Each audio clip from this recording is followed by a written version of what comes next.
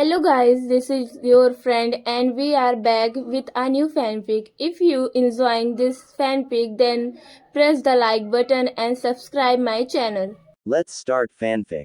Which is what if Tsunade was Naruto's mother instead of Kushina and Naruto got the legendary Senju Harem, Part 1. It was late in the evening and the sun was slowly setting in the west, casting its lingering glow onto the land lucky enough to feel its retreating warmth. Two figures could be seen traveling along the road that led from the border of Kawa no Kuni, river country, to Tanzakugai, a small but lively town that was a fair distance from Konoha. One of the figures was a tall male standing about 6'4". He seemed to be in his early 40s or so, although he carried himself as someone half that age.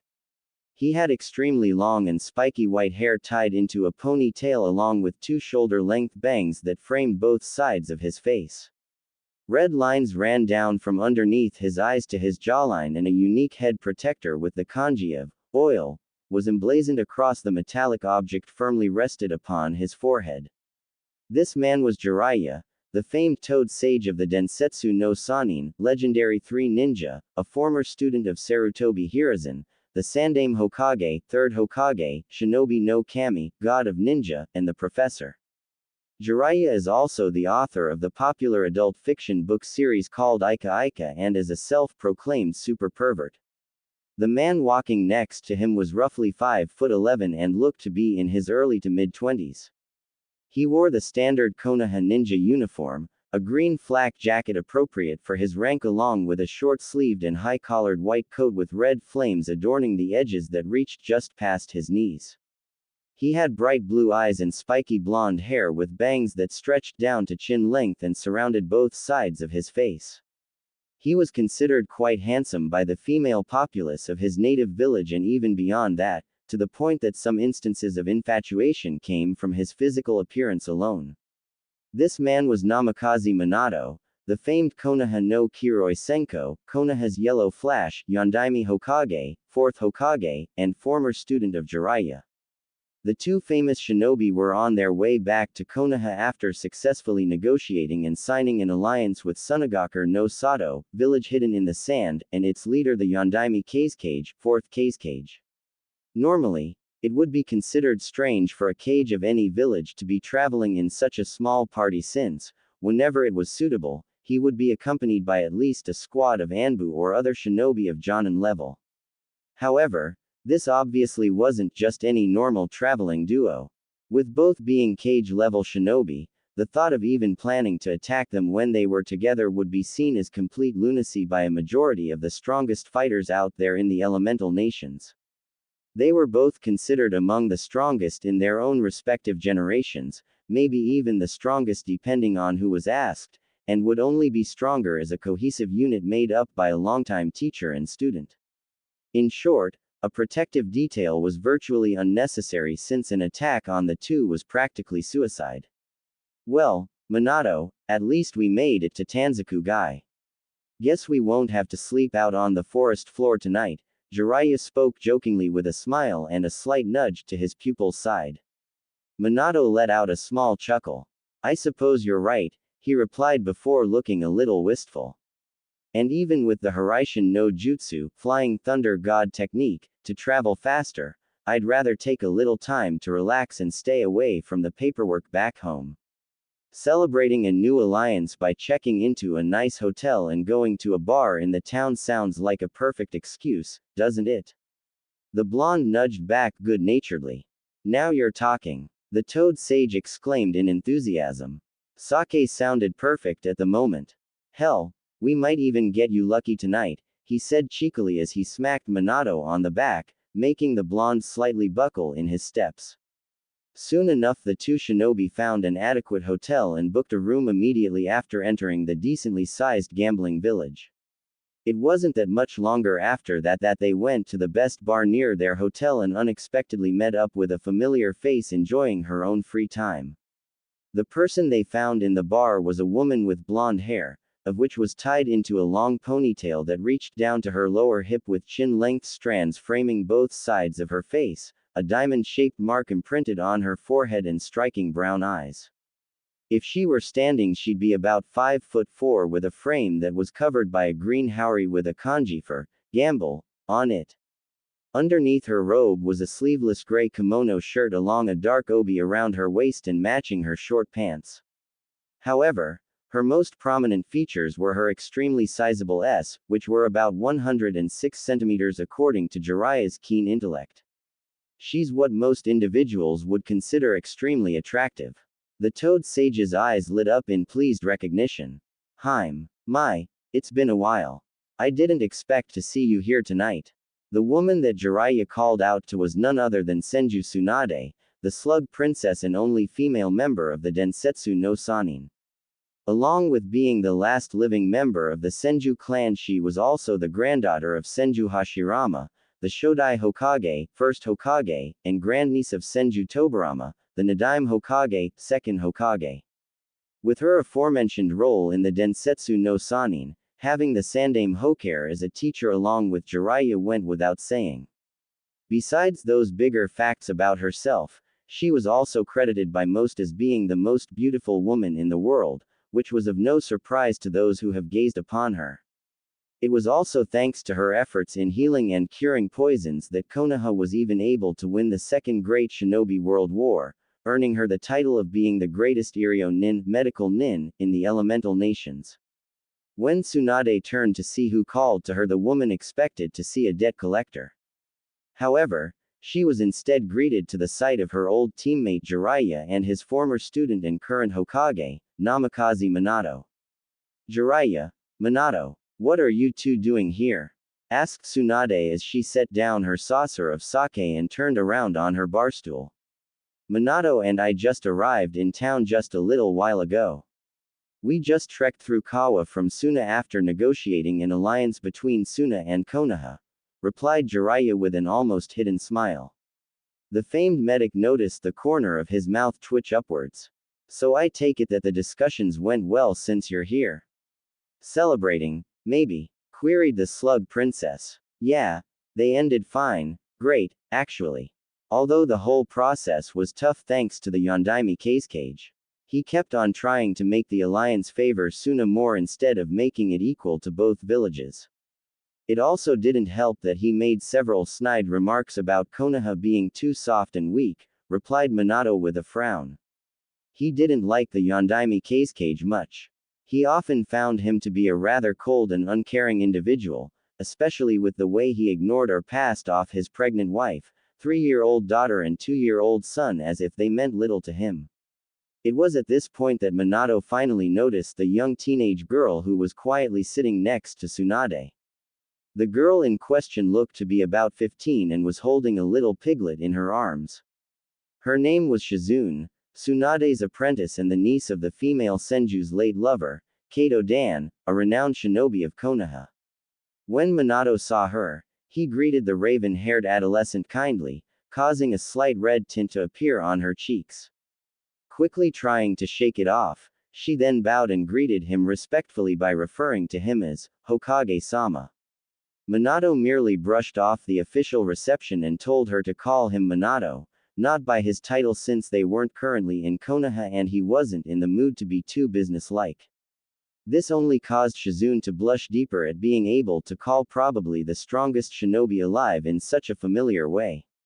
The two males then went to sit down next to their new company with Minato sitting in between both of the older shinobi. Once both were secured on their own barstools, Tsunade continued the conversation. So, who's looking after the village while you're away?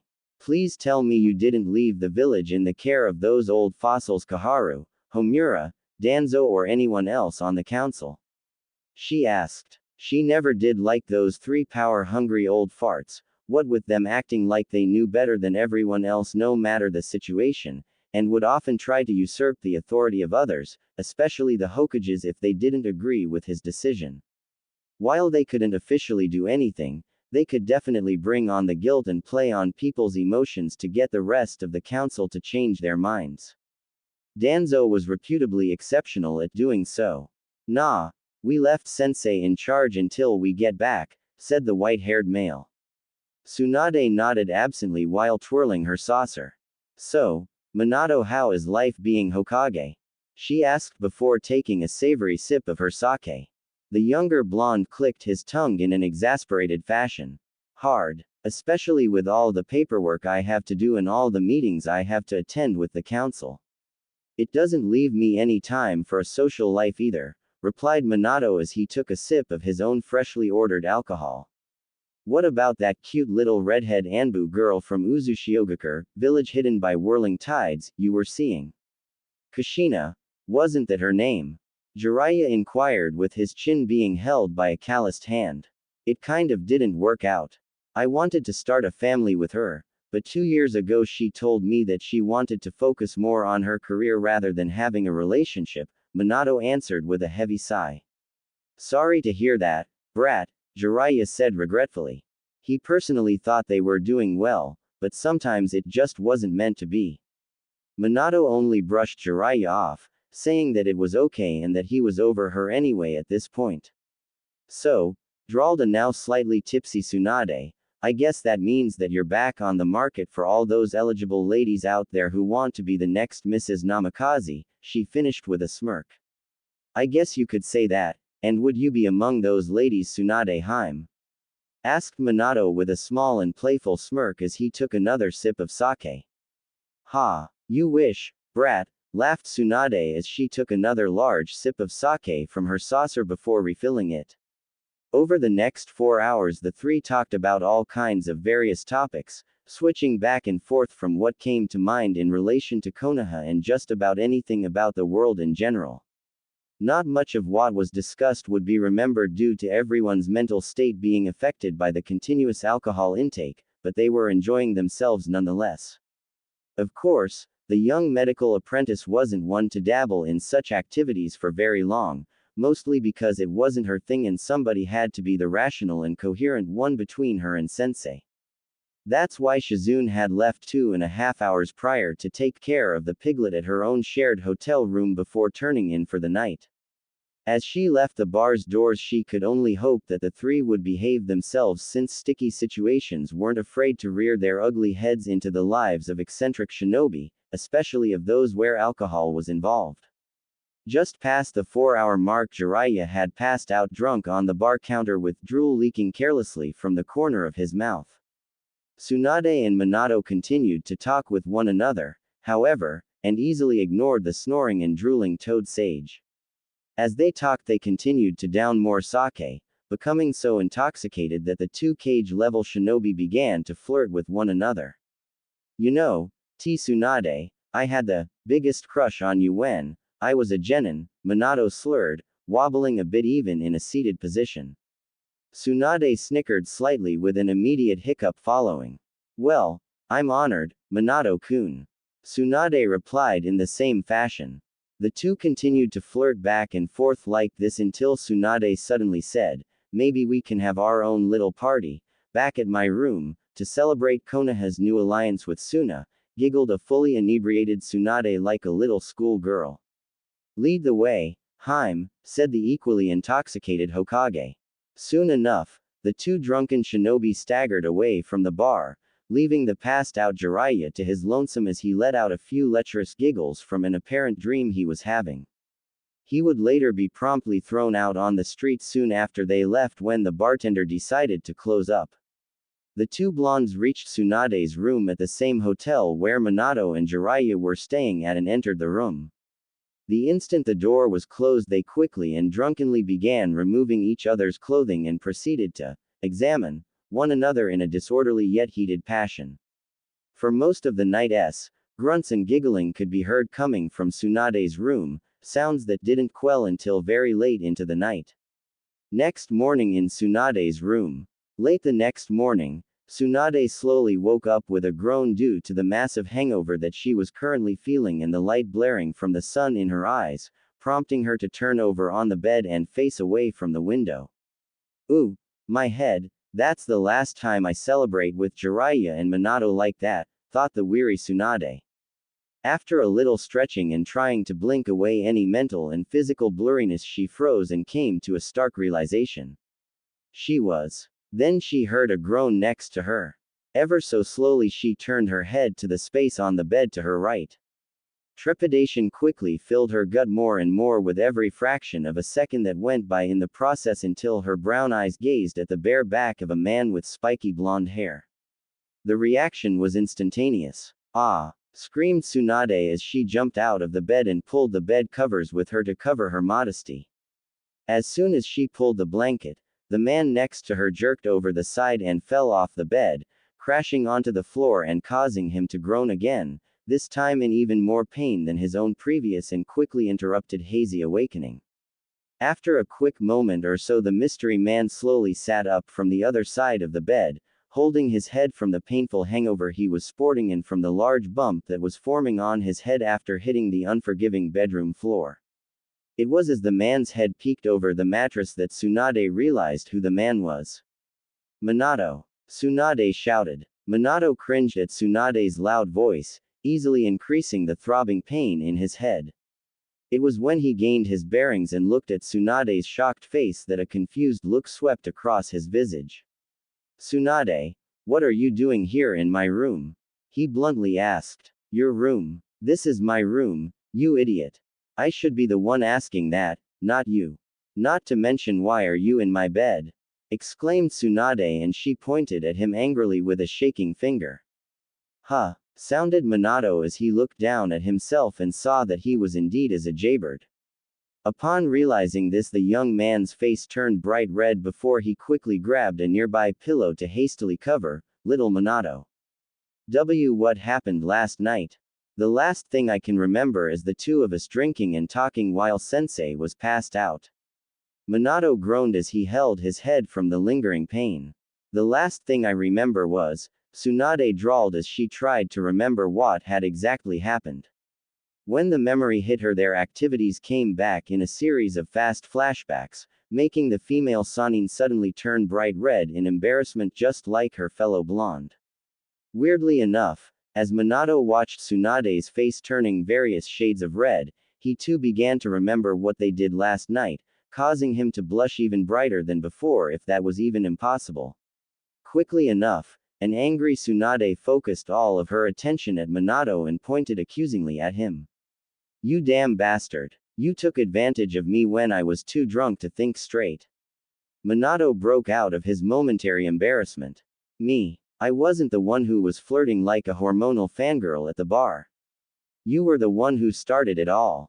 Minato retorted defensively. Don't you dare try and blame me. You admitted it yourself that you had a thing for me since your Genin days last night. That's why you decided to take advantage of me when I was vulnerable. Hey now, I wasn't the one who invited me into your room. It was all your idea to come here, so if there was anyone who was taken advantage of, it was me. You had your way with me like some doctor and patient roleplay in the bedsheets against my will. For the next 10 minutes the two continued to try and place the blame on one another, but eventually they reluctantly agreed that it was both of their faults.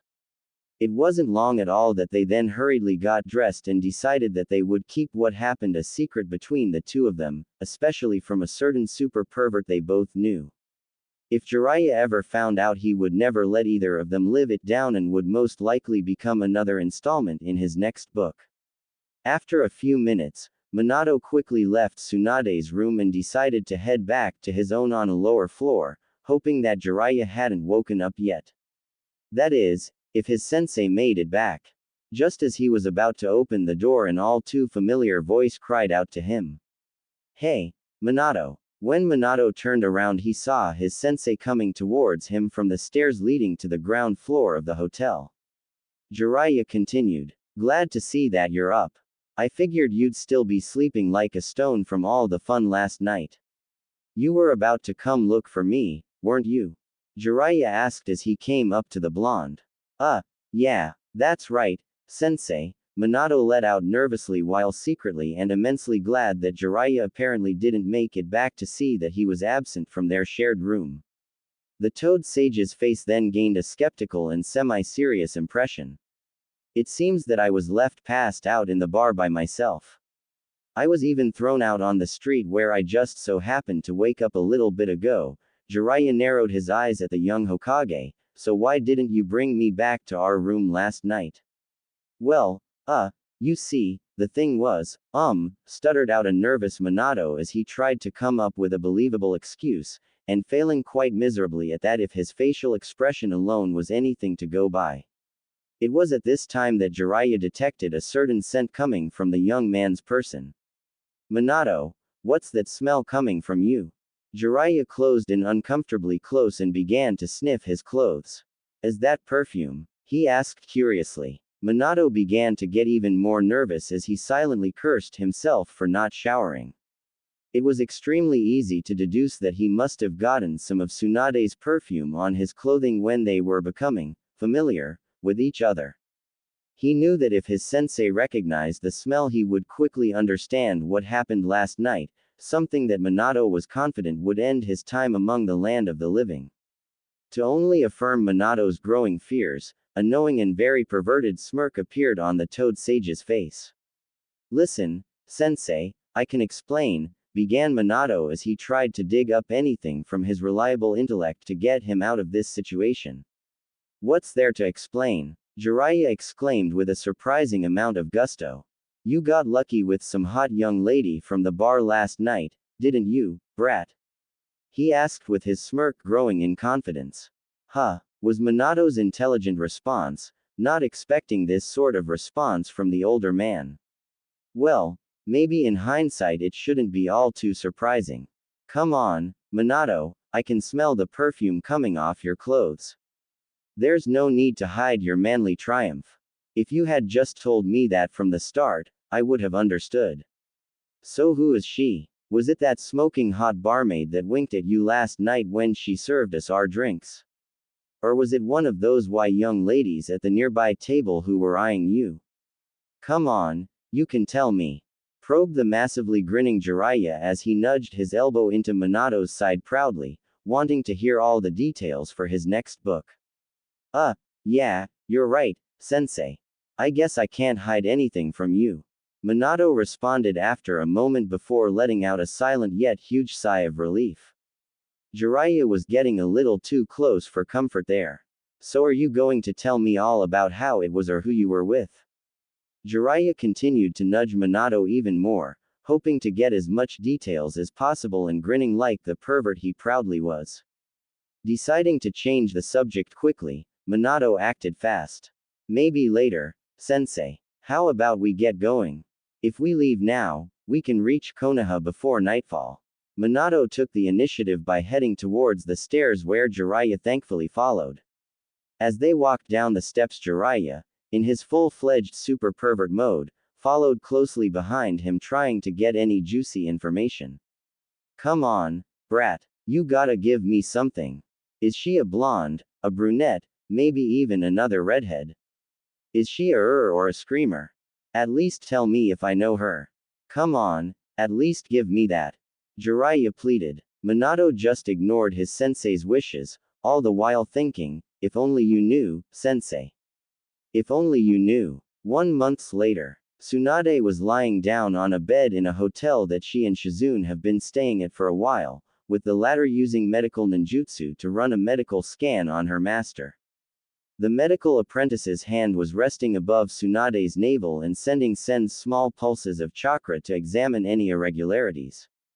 She was doing this not only because her abilities were critically needed right now, but also because she was the only one that Tsunade trusted without question.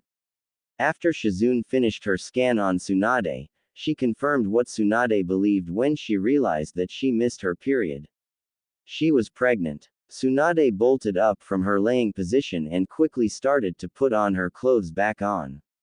When I find that bastard, I'm going to kill him, revive him and then kill him again. Tsunade angrily raged in her mind, her face obviously conveying the roaring emotions without even trying to hide them. Shizune, get ready to leave. We're heading for Konoha, Tsunade ordered heatedly. This of course shocked her apprentice, but it wasn't due to her master speaking in such a way at her. It was because she had said that they were going to Konoha, the very place Tsunade swore she would never step foot in again. But wwwhy, sensei? Stammered a shocked Shizune as she hurriedly tried to get her things in order. Because I'm going to kill the father of my child for knocking me up. Tsunade replied angrily while finally storming out of the room for her sporadic homecoming. It was a typical and peaceful day in Konoha. The sun was shining, the birds were singing, and there was a nice, cool, gentle breeze coming in from the west. At the main gate of this currently tranquil shinobi village were two Konoha Chunin who were happily relaxing in their assigned post. Taking advantage in the serenity surrounding them, they enjoyed it all by leaning back on the two rear legs of their chairs and rested their feet on the desk of the entrance booth. "Ah, this is the life, isn't it?" said one of the Chunin, enjoying the huge lack of traffic going in or out of their village.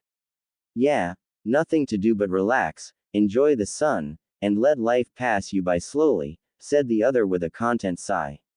The first guard barely opened his eyes from their closed position to stare at a passing cloud. "True, but I would still give a lot for something interesting to happen," he pondered. "You know the old saying, be careful for what you wish for because you just might ge." The second started, but immediately stopped when he felt the ground shake beneath him and nearly fell from his chair. When he regained his bearings and opened his eyes, he saw something that made him pale and freeze with fear.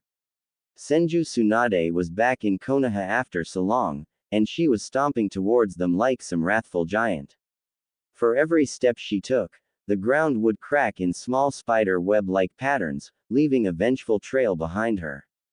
As she headed towards them, they could practically see a black aura emanate around her that spoke of slow, agonizing pain and death. But the thing that freaked the two Chunin out the most was the disturbing red fire in her eyes that would have sent even the bravest and mightiest cage-level shinobi running for the hills.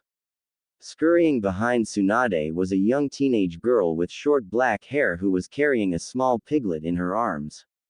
She seemed to be trying and failing to calm down her vengeful master with her unheard and frantic words, but they looked to be for naught. As she and Tsunade passed by the Chunin, they saw that they were staying on the main path heading towards the Hokage Tower. They also could have sworn they heard Tsunade saying something about killing some poor bastard along with all the different ways she was going to do it. As her form disappeared and joined the general populace in the distance, the two trained soldiers of Konoha quickly broke out of their stupors. The second Chunin paused before saying, "Didn't I tell you to be careful what you wish for?" The first just nodded dumbly and said, "Who do you think pissed her off that much to come back here?" "I don't know, but may Kami have mercy on his soul, for Tsunade-sama will not." Both men shivered at the thought of what the famed Senju Kunoichi would do to her unfortunate target and began to silently pray for the man who was about to painfully enter the next life at the hands of a vengeful slug princess. They could only imagine what would have also happened if they asked her to sign in the logbook. In the Hokage office, Minato was currently sitting at his desk discussing some matter about the village with Hiruzen and Jiraiya, who were sitting across from him. However, their talk was cut short when he suddenly felt a chill run down his spine, causing him to visibly shudder. It was easy for the Toad Sage to notice. "Hey, Minato, are you okay? Something wrong?" "I don't know," he looked to be deep in thought. "I just felt as if someone had walked over my grave," he replied. Before either Hiruzen or Jiraiya could reply to Minato's comment, they heard loud noises coming from the other side of the double doors to the office. "I don't care if he is in a meeting with Kami himself. I'm going in there and you can't stop me," shouted an angry female voice that was unfortunately familiar to the three men. Immediately the three started to hear various noises coming from behind the closed doors. There seemed to be some scuffling, random things breaking and maybe even bones breaking, a man screaming in pain and a woman screaming in abject horror. Even after years of violent experience under their belts, none of the men were prepared when the double doors were knocked off of their hinges due to one of the Anbu guards from outside being thrown into it with a righteous fury. The elite shinobi then continued his flight and smashed through the window that was behind Minato and overlooking the village, the double doors chasing after him towards the streets below and causing the three men in the office to duck for cover. As they raised their heads after a moment, they were greeted with a sight that would have put the Shinigami to shame: a vengeful-looking Tsunade with fires of unholy rage burning around her form, ending away at the ceiling. The sight was made all the worse for Minato since Tsunade locked her eyes firmly onto him. Minato could swear that if looks could kill, he'd be nothing more than a smoking crater where he sat. Behind Tsunade, the three men peered out into the waiting hall outside the Hokage office and observed her path of hell. The place looked as if a bomb had gone off with cracks, dents, and holes on the floor, ceiling, and walls. They saw the secretary desperately run and disappear around the corner, trying to get as far away from the walking hurricane as fast as humanly possible while the other Anbu guard was groaning in pain on the floor. None of the men could blame him since he now looked like a human-sized pretzel with his arms and legs clearly being broken and bent in a position that were simply not natural. They would do good to remember to send him a card and some flowers in the hospital. Directly behind Tsunade was Shizune, who had grabbed onto the back end of the Senju's green Haori in a futile attempt to hold her back. Since the young medic Nin's sandals were continuously being dragged along the debris-ridden floor, the men guessed any of her efforts were no match for her master. Tsunade finally ended her hunt when she raised her hand and pointed accusingly at the blonde Hokage. "There you are, you bastard. When I get my hands on you, I'm going to rip out your balls through your..." roared the furious Senju, causing the three men to subconsciously take a step back in fear and cover their manhoods at the mental image their minds had conjured up. Suddenly, two more Anbu who were hidden in the rafters of the office appeared in front of Minato to protect their Hokage. "Tsunade-sama, please stop your advance towards the Hokage or else we'll have no choice but to use fork," spoke one of the Anbu, but froze mid-word when Tsunade locked eyes with him and saw nothing but promises of pain, suffering, and a dash of living hell on earth in those honey-colored orbs. Tsunade turned her glare to the second Anbu and the man could swear that her eyes were drilling holes into his head. She then spoke in a tone that all but guaranteed pain and death if he did not listen and obey. "If you and your friend here know what's good for you, the both of you will move and stay out of my way. Because if you don't, I will do far worse to you both than what I did with your friend back there when he tried to stop me." Without removing her gaze from them, she pointed back at the still groaning Anbu behind her that was now a human pretzel, "In which case by the time I'm done with you, the medic nins won't be able to tell the difference between your S and your heads and you will both be choking on your own balls." When the two Anbu looked at what had become of their comrade, they quietly gulped behind their masks, looked at one another, and deeply pondered their choices. The first option was to try defend their Hokage with their lives like any true Anbu member, but of course they would most likely be killed or suffer a worse fate than the one their twisted comrade had endured. The second choice was that they could move aside and let Tsunade through, where she would proceed to dismember and most likely kill their Hokage, but they would live. The choice was clear. The two Anbu silently nodded in agreement, and as if they could read each other's mind, they turned to Minato, who was looking at them in silent curiosity before they spoke in strange unison. "Forgive us, Hokage-sama, but we enjoy living too much and having our body parts the way they are now," spoke the two Anbu together, at which point they both used a shunshin to get the pretzel-shaped Anbu and then used it again to make their escape. None of their comrades would blame them. Cowards, the both of them. What happened to protecting and serving the Hokage with your lives? Minato thought angrily, although at the way that Tsunade was looking at him he was starting to think that the two shinobi might have had the right idea, since he was wishing that he was anywhere but his office at the moment. As Tsunade walked towards Minato with the intent to reach over his desk and begin wringing his neck, Jiraiya bravely or foolishly, depending on who was asked, placed himself between Minato and the wrathful Senju. "Hey now, Harem, calm down and tell us what's going on. I don't know what you think Minato did to you, but I really think he's gotta be innocent. He's been here the whole time and he would never do anything that would get you this mad at him." "I know him better than that," said the Toad Sage, really hoping he would be able to calm his angry teammate down.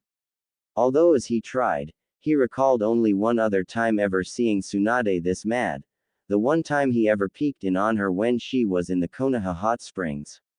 Here the whole time except for that night at Tanzaku guy where he got me drunk and we spent the night at that shitty hotel where he knocked me up.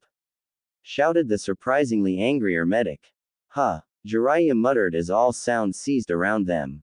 He honestly couldn't quite believe what he just heard and was soon joined by Hiruzen and Minato, who were equally gobsmacked. Are you all deaf or are you too thick-headed to understand? Well, here it is, plain and simple so that even you dumbasses can understand. The other three were still frozen. That bastard student of yours got me pregnant. She roared at her teammate. This of course got an immediate reaction from the famous shinobi. Hiruzen's eyes grew to the size of saucers on his wrinkled face as his jaw hit the floor. Jiraiya was doing a perfect imitation of a gaping fish since his brain had shut down, simply not being able to compute what his ears just absorbed. Minato, he just fainted. Shizune couldn't blame them since she was in the same boat when she found out. To say that the medical apprentice was shocked when her sensei told her that she had slept with the Yondaime Hokage and was now carrying his child, something that many women all over Konoha would have loved to have done, would be like saying that Jiraiya was only a little perverted. Tsunade-sama, please calm down. All this stress can't be good for the baby, Shizune pleaded gently at the end. Surprisingly, this comment seemed to have gotten through to Tsunade. She paused to gather her thoughts and started to calm down a bit after taking a deep breath. Quickly Hiruzen got over his shock and went over to Minato to awaken the young Kage. When Minato's eyes started to open up, his predecessor helped him up onto his feet before the male blonde looked towards the cause of all the excitement. Why you're pregnant? Minato barely uttered above a whisper, the shock still clearly in his system. Isn't that what I just said, you idiot? Tsunade retorted with gritted teeth, severely wanting to gauge his eyes out with a blunt senbon while simultaneously trying to control herself. But why you can't be, I mean, Minato stuttered, the incident. There's no way that you got. Tell that to my uterus, you bastard. Bellowed Tsunade as she took a step around Jiraiya, who was still doing his fish imitation, towards to Minato as her murderous intent returned full force. Tsunade-sama, please, begged Shizune. The dark-haired girl was fearful of what the stress would do to not only the baby but to her sensei as well. Even the little piglet Taunton was trying to get her master to calm down by biting and pulling at Tsunade's high-heeled sandals. These actions started to calm herself down once more as she tried taking even more deep breaths followed by mentally counting to 10. It was at this point that Jiraiya's brain started to reboot before he quickly appeared in front of Minato on bended knees and started crying tears of joy. Minato, my boy, I never thought I could be more proud of you than when you created the Hiraishin no Jutsu, Flying Thunder God technique, or when you became Hokage, but I am. You have surpassed me yet again and did what I could never do, you slept with Tsunade. Exclaimed the crying toad sage as the twin rivers of proud perspiration continued to flow down his cheeks. Please, he suddenly shouted as he raised his eyes to meet his students and roughly grabbed onto his trademark Haori, tell me what it was like to partake in the fruits of those heavenly bosoms of hers. Was she or a screamer? Please, I need to know. The Yondaime and Sandaime didn't know how to react to this installment. Jiraiya suddenly stood up and went into a thinking pose. Although, now that I think about it, I should have known that Tsunade liked younger men. I mean, there had to be some reason as to why she never seemed to fall for my manly charms. Still, I never took Tsunade as a cougar, he pondered casually. This, of course, had not helped the mother to keep her calm. She was barely containing her temper after Jiraiya began to beg for information on the night that led to all of this. The fact that she was also in the beginning of her first trimester where her emotions were beginning to go out of whack, and she had already suffered some mood swings earlier to prove that, was not helping matters either. With all of that combined, when her teammate made the remark of saying she was a cougar, it was the final straw that broke the camel's back. The elder Sarutobi smacked his palm to his face and covered his eyes in embarrassment, partially because Jiraiya was never one of his brightest pupils, and also because he wouldn't have to see the dismemberment and murder of someone he considered a son at the hands of someone he considered a daughter. The Sandame had the right idea since Tsunade swiftly pounced on Jiraiya like a real live cougar while screaming out, "Pervert!" before proceeding to beat him within an inch of his life. Minato, who was still in astonishment at what Tsunade had told him, spared a small part of his mind to feel sorry for his sensei since it technically was his fault that the man was probably about to be sent the afterlife. Not even a few seconds in, the self-proclaimed super pervert was screaming out in pain and begging for mercy, receiving none as Tsunade continued to beat the sage to within an inch of his life. After about 10 minutes or so, in which Tsunade had mauled Jiraiya to the point that he didn't even look human anymore and shouldn't even be alive by all rights, Shizune had finally been able to calm her sensei down again. Minato took this moment to start the conversation again. Are you sure? I mean, well, of course you're sure, you're a med nin, but how I mean, well, of course I know how, but don't you have Urdu, or well by all that's holy, what are we going to do? He cried as he held his aching head in frustration. He just wasn't mentally prepared for all of this. You'd better not be thinking beyond, how are we going to explain this to the council or everyone else in the village? Because if you're thinking of me getting rid of it. Tsunade started as she felt her temper rising again, the growing need to neuter the blonde-haired man with a dull scalpel and no sedative beginning to run through mind. No, I would never think of ever forcing you to get rid of it. Minato desperately stammered out. He had always wanted to start a family, even if this wasn't exactly how he planned to do it. Thankfully, Minato's quick response was able to soothe Tsunade's rising anger a little and sated her desire to castrate the younger man at the very least. Well then, you better not be thinking, who's it going to live with? Because I'm not going to stay in this cursed village. I've already lost nearly everyone I ever cared about to it and I'm not going to lose my child to it as well.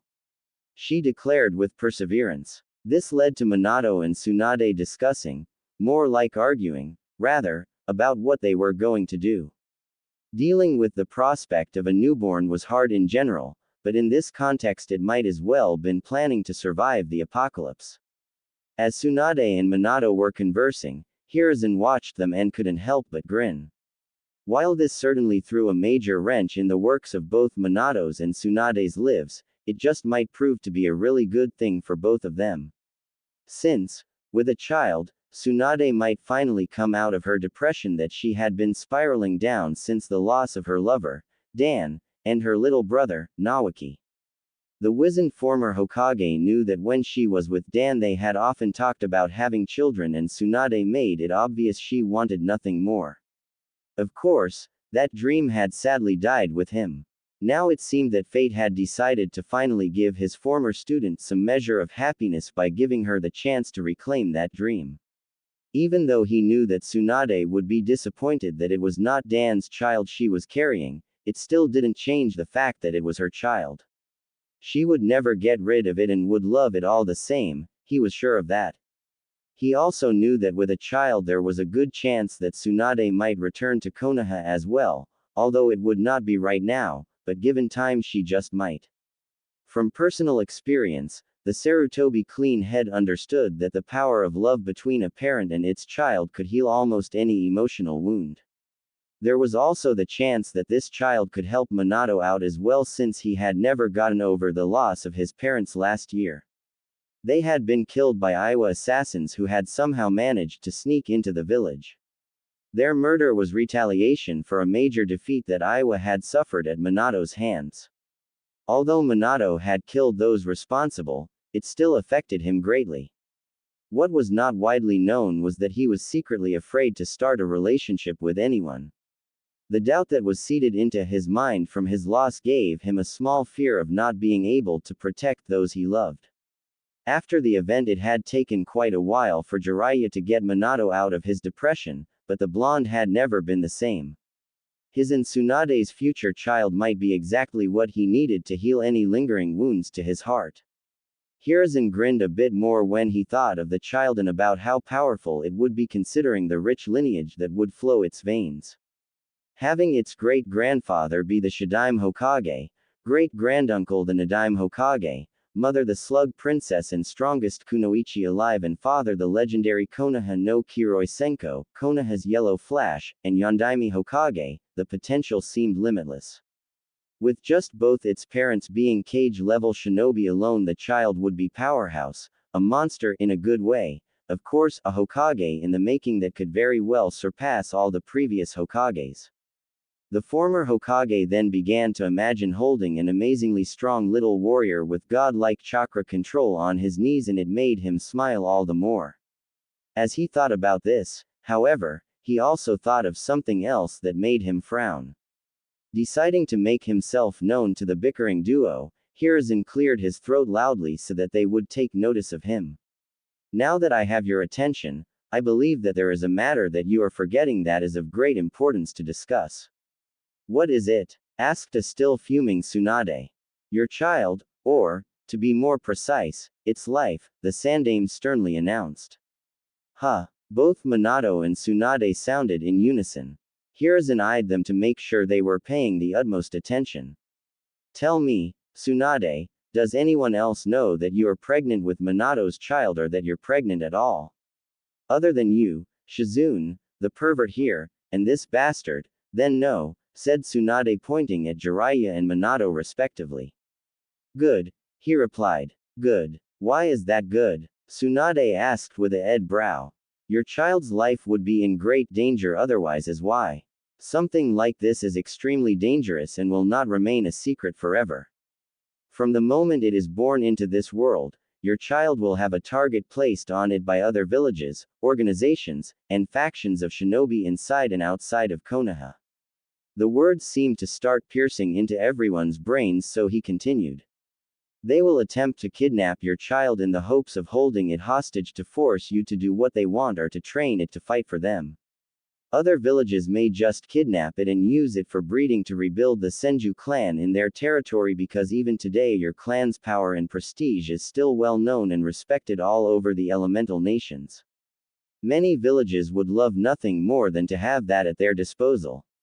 Those very villages and organizations may even decide to send assassins and have your child killed to prevent the very same thing from occurring here in Konoha. And let's not forget that both you and your clan still have many enemies out there that would like nothing more than to end the Senju bloodline once and for all, or would just like to hurt you by killing your child, he ended, deathly serious. This of course made Tsunade go white in fear, not for herself but for her child.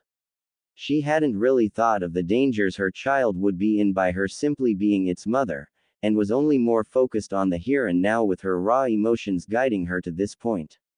She instinctually wrapped both her arms around her abdomen protectively as more and more dangerous possibilities swam through her mind for her child's future. And when word gets out that Minato is the father, the child will be placed in even greater danger. Like with Tsunade, outside forces will do everything within their power to turn or eliminate him, just like your parents, Minato. A pained look across the young Kage's face. And don't forget, Iowa would be at the top of that list, all things considered, during the war. Ending your family would have them frothing at the mouth if given the opportunity. So what do we do then? Because if you're saying that I have to abandon my child, then you have, Tsunade barely managed to growl before she was interrupted. No, of course not, Tsunade. I would never think of asking you and Minato to do such a thing, Hiruzen quickly said, seeing where his former student's line of thought was going. As a father, he knew how painful it would be to ask a parent to give up his or her child.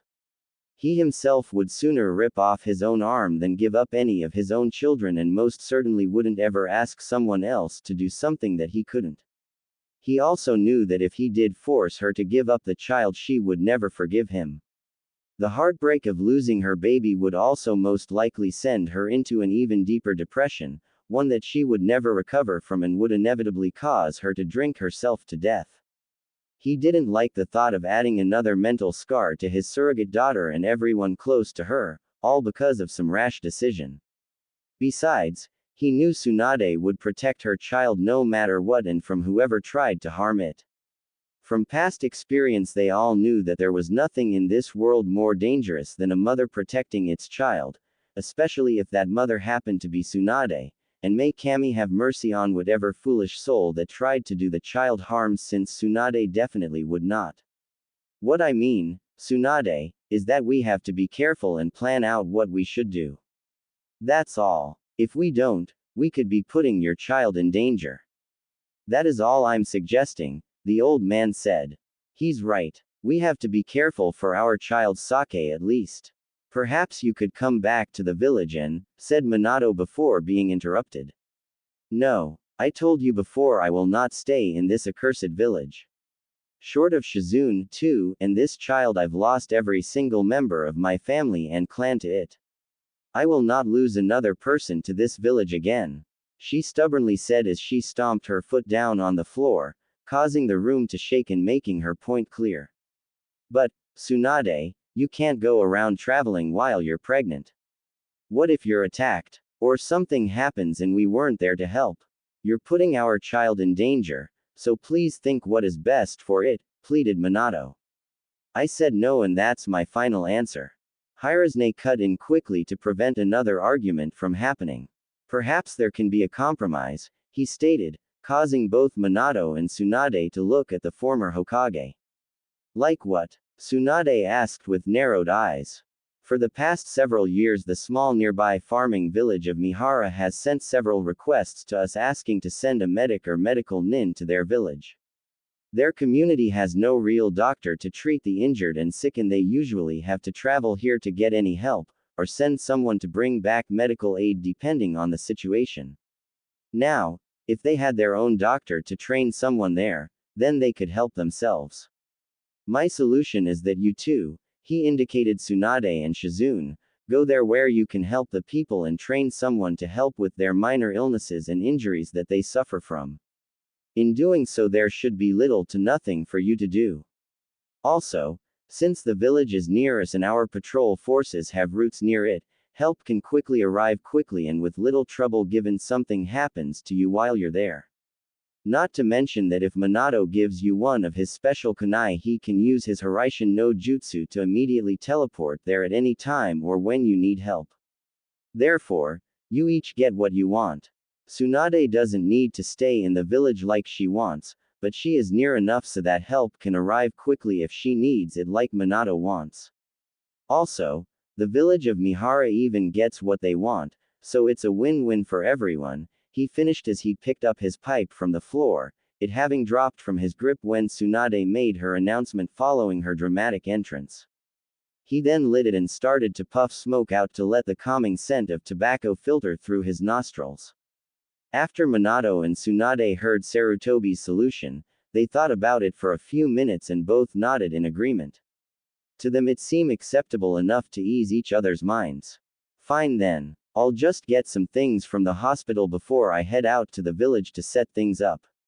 If I need anything, I'll send one of my slug summons to tell you, Tsunade stated. Before you go, Tsunade, take this, Minato said as he took out one of his Hiraishin kunai from his pouch before gently handing it to her. She took the kunai and nodded her thanks, before turning to walk out of the office through the broken doorway. Shizune and Taunton loyally followed after giving a half-hearted farewell. Once Tsunade had left out of earshot, both Minato and Hiruzen let a sigh of exhaustion.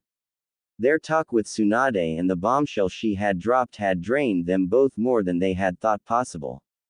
Jiraiya, on the other hand, was lying forgotten in a heap till he started groaning in pain. He was covered in black and blue bruises and bumps, and his arms, legs, and back were in a myriad of shapes and angles that they definitely shouldn't be. Both Minato and Hiruzen wondered how the super pervert was even alive after what happened to him, and if he had some kind of Kekkei Genkei, bloodline limit, that was the source of his ability to survive that kind of beating. Hell, with all of his past beatings over his numerous peeping sessions, this only supported the possibility. Minato, I think you should take him to the hospital where they can at least try to fix him, though we may have to ask Tsunade to do so if they can't, Hiruzen muttered as he blankly gazed down at Jiraiya's poor form. Yeah, although it's his own fault that he usually ends up like this. These kind of things would never happen to him if he could just control those perverted urges and thoughts of his, the blonde said exasperatedly. True, but if he didn't, then we wouldn't have those books of his to enjoy. Besides, I'm told that an artist must suffer for his art, and Jiraiya often refers himself as an artist with those novels of his. Hiruzen and Minato just smirked at each other before the latter used a shunshin to quickly take Jiraiya to the hospital. We certainly live in interesting times, don't we? The Sandaime thought with a slight chuckle as he looked out the window to overlook the beautiful village in its entirety. For the next 9 months Tsunade helped the people of Mihara. Most of her duties mainly dealt with small illnesses and injuries that locals got while farming, along with training a very eager and bright young village girl in the art of healing. The girl's name was Kara, who had a surprisingly good amount of knowledge in herbs. Even before Tsunade's guidance, she could easily tell what certain herbs were appropriate for specific ailments. During their stay, Tsunade and Shizune trained their new student in how to treat people in different ways while also expanding her herbal intellect. Kara was a quick study, and after a few months she was good enough to easily handle any of the small infirmities and physical damages that inflicted those around the village. Even so, Tsunade and Shizune offered a helping hand whenever they could and tried to train her up as much as possible. Between medical duties, Tsunade also found her temporary life in the village to be quite peaceful and relaxing. However, the big reminder of her reason being there started to lean its head in as time went on when she began to show signs of her pregnancy, although when she did she quickly used her genjutsu skills to hide her growing belly.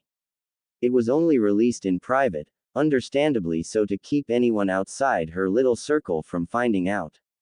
In the same duration, Hiruzen, Jiraiya and Minato all visited Tsunade whenever they could. They randomly did it 1 or 2 at a time or all together by having Minato transport them through his Hiraishin no Jutsu, not just because of convenience but because it helped them stray away from any attention if they were careful.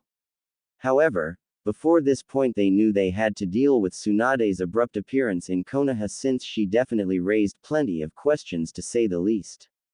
This was solved by a relatively simple cover-up story that was pitched by Minato. The tale that would be spread throughout the public was that Tsunade charged into the village because of Jiraiya's latest installment in his Ika Ika series. After finding out that her former teammate based a character on her recognizable likeness, a character that fell in love with a white-haired toad magician before indulging in plenty of nights together in a heavily perverse nature, she took matters into her own hands. Once her beating was delivered, along with her message to discontinue the character she inspired deep within his dented skull, she was satisfied. Thankfully, the ruse was accepted quickly enough because of the pervert's reputation, along with his extremely poor physical state that showed up through the hospital's front doors as he was dragged by the blonde Hokage to be treated in intensive care.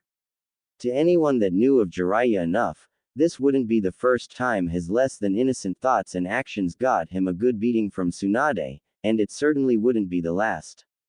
And that's not mentioning the various women of past and future years that have and will get in a good or two every now and then on the poor toad sage. Anyway, it was during those visits that the 3 gentlemen noticed that Tsunade had a sort of glow around her, one filled only with the happiness that came along the path of motherhood. Even with almost no contact at all with her over the years, it truly seemed that she was happier than she had been in a long time. This sort of change brought about even more surprise when she said she considered giving up drinking after her pregnancy. Of course, it would be very damaging to consume alcohol during these 9 important months, and being an experienced medic only cemented this fact, but to take the abstinence beyond that really showed the drastic changes she was experiencing. Sadly, when she wasn't happy, she and the others became victims of any mood swings that took over her mind. At any moment she'd be as happy as can be, angry as all hell, and sad to the point of spontaneously crying her eyes out. Fortunately, there seemed to be a constant pattern of Hiruzen and Shizune dealing with the sad Tsunade, while Minato and Jiraiya unfortunately always seemed stuck with the angry one. To the latter two's misfortune, her anger usually ended with them acquiring various physical injuries such as black eyes, concussions, and even fractured or outright broken noses and jaws. Jiraiya got the worst of it when his brain let him go a little too far once again during the Senju's first trimester. When it was obvious that Tsunade's already impressive assets began to enlarge due to milk production, the famous pervert just had to make an offhand comment about his blonde teammate not being able to stand correctly, let alone move. Normally, such a comment could be shaken off with some annoyance, but it was regrettably spoken when anger was Tsunade's main and sensitive mood at the time. The result, to Jiraiya's immense misfortune, was a near 2-month recovery period in intensive care, again. Around when Tsunade's second trimester came along, she had her apprentice run a very delicate scan to determine her babies, apparently not wanting to keep the suspense hanging in the air.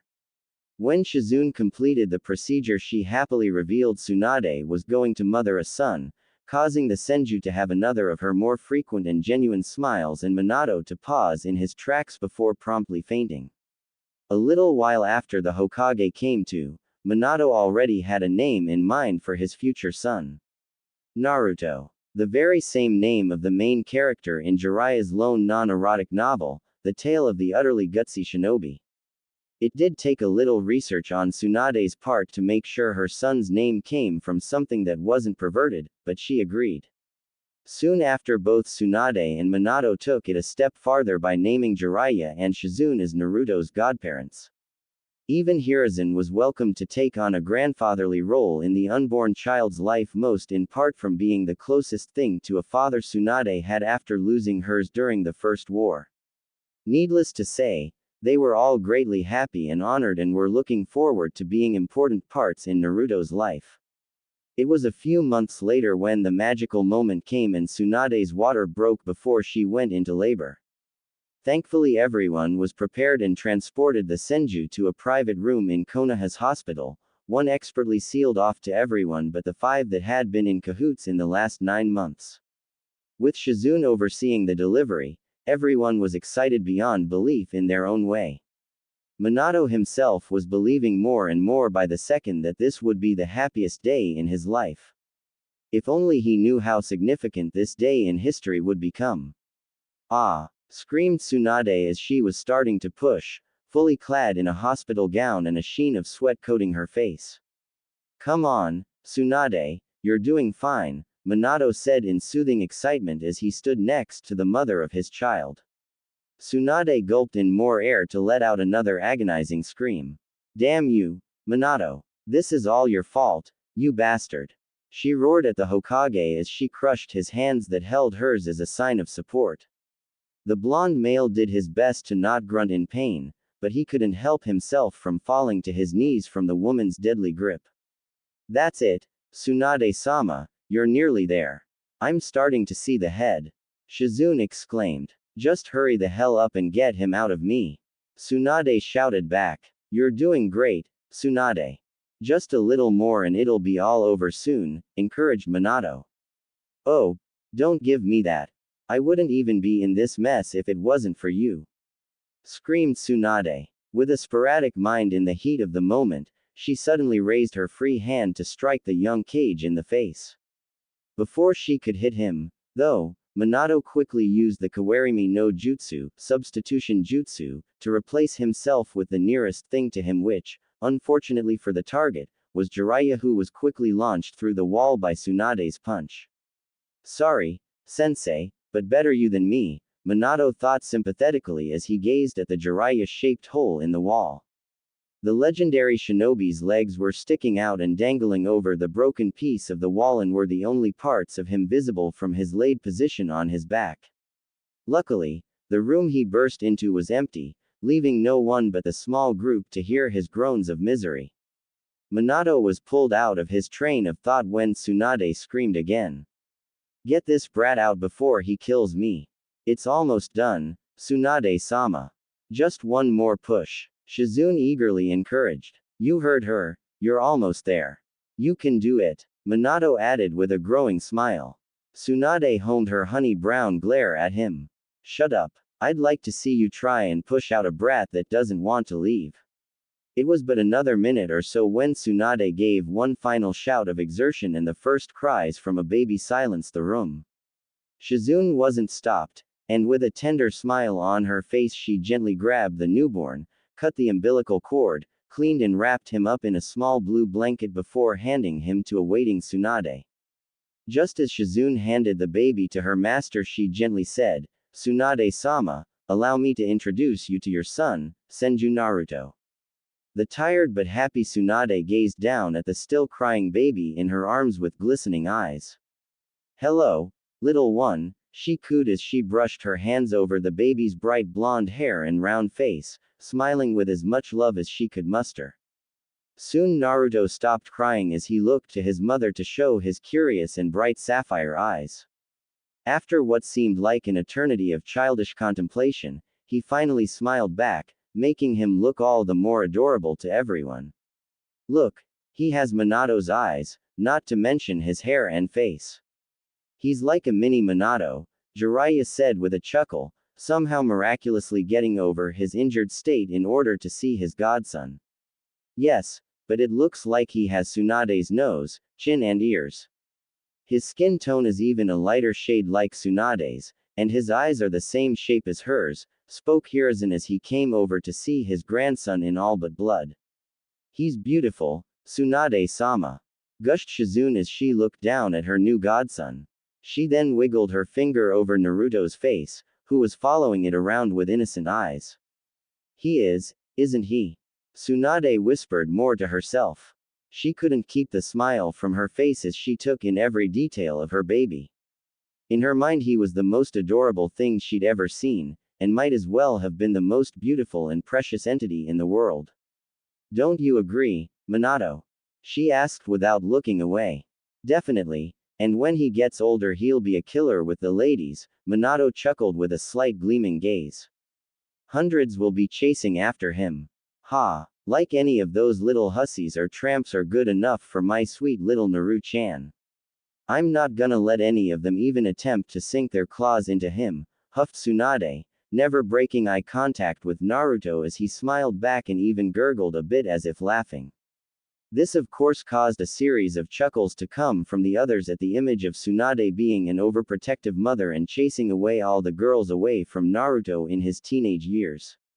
"Tsunade-sama, if I may, I'd like to take Naruto to the maternity ward to make sure that he's in good health.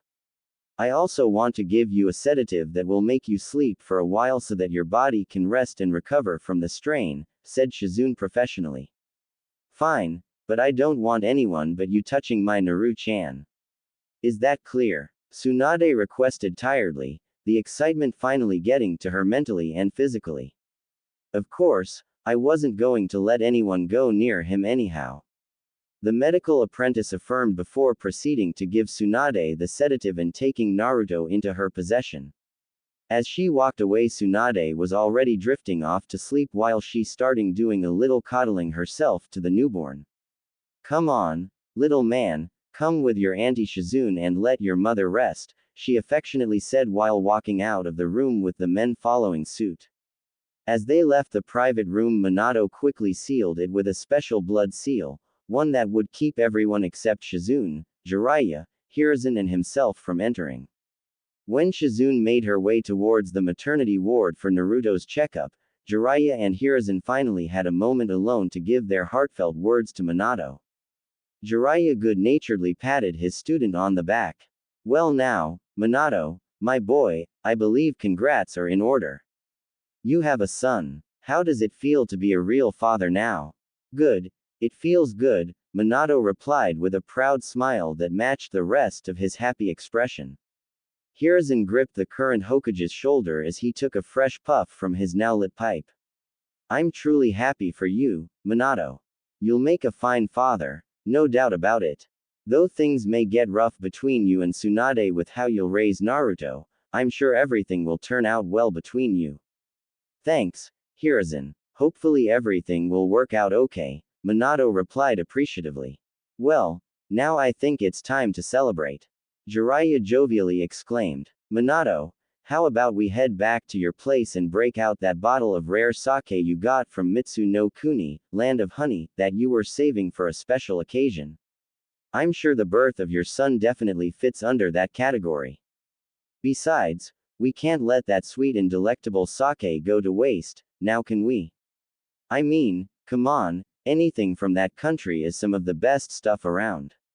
He ended cheekily. Minato chuckled while nodding. I guess I'll have to agree with you on that one, sensei. Would you care to join us, Hiruzen? I'd be delighted, Minato, answered the Sandaime. Such a day was very deserving of a celebratory toast. But before the three men could leave, a young Anbu agent with a dog-shaped mask and spiky silver hair urgently appeared in front of them. Hokage-sama, we have just received reports that the Kyuubi has appeared nearby and is on its way here to the village. What? The Kyuubi? Minato shockingly retorted. Damn it, why now of all times, especially since Kushina-chan is away on a mission? Minato thought angrily. He turned his serious gaze squarely onto the Anbus. Dog, sound the call for all of our forces to get ready for an attack. Hiruzen, head to the tower and help organize them all from there. Jiraiya-sensei, I need you to help with the evacuation of the civilians, get them to the shelters as quickly as possible. I'll help set up the frontline defenses outside the village. We absolutely can't have the Kyuubi reach the village or it will destroy everything. Ordered Minato with the authority that showed why he was the Hokage.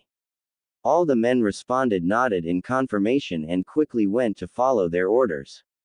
It seems that Konoha is now facing its darkest hour. Let us hope that the will of fire will not be extinguished this night, thought Minato worriedly as he shunshined away and went out to set up the front line of defense for his village.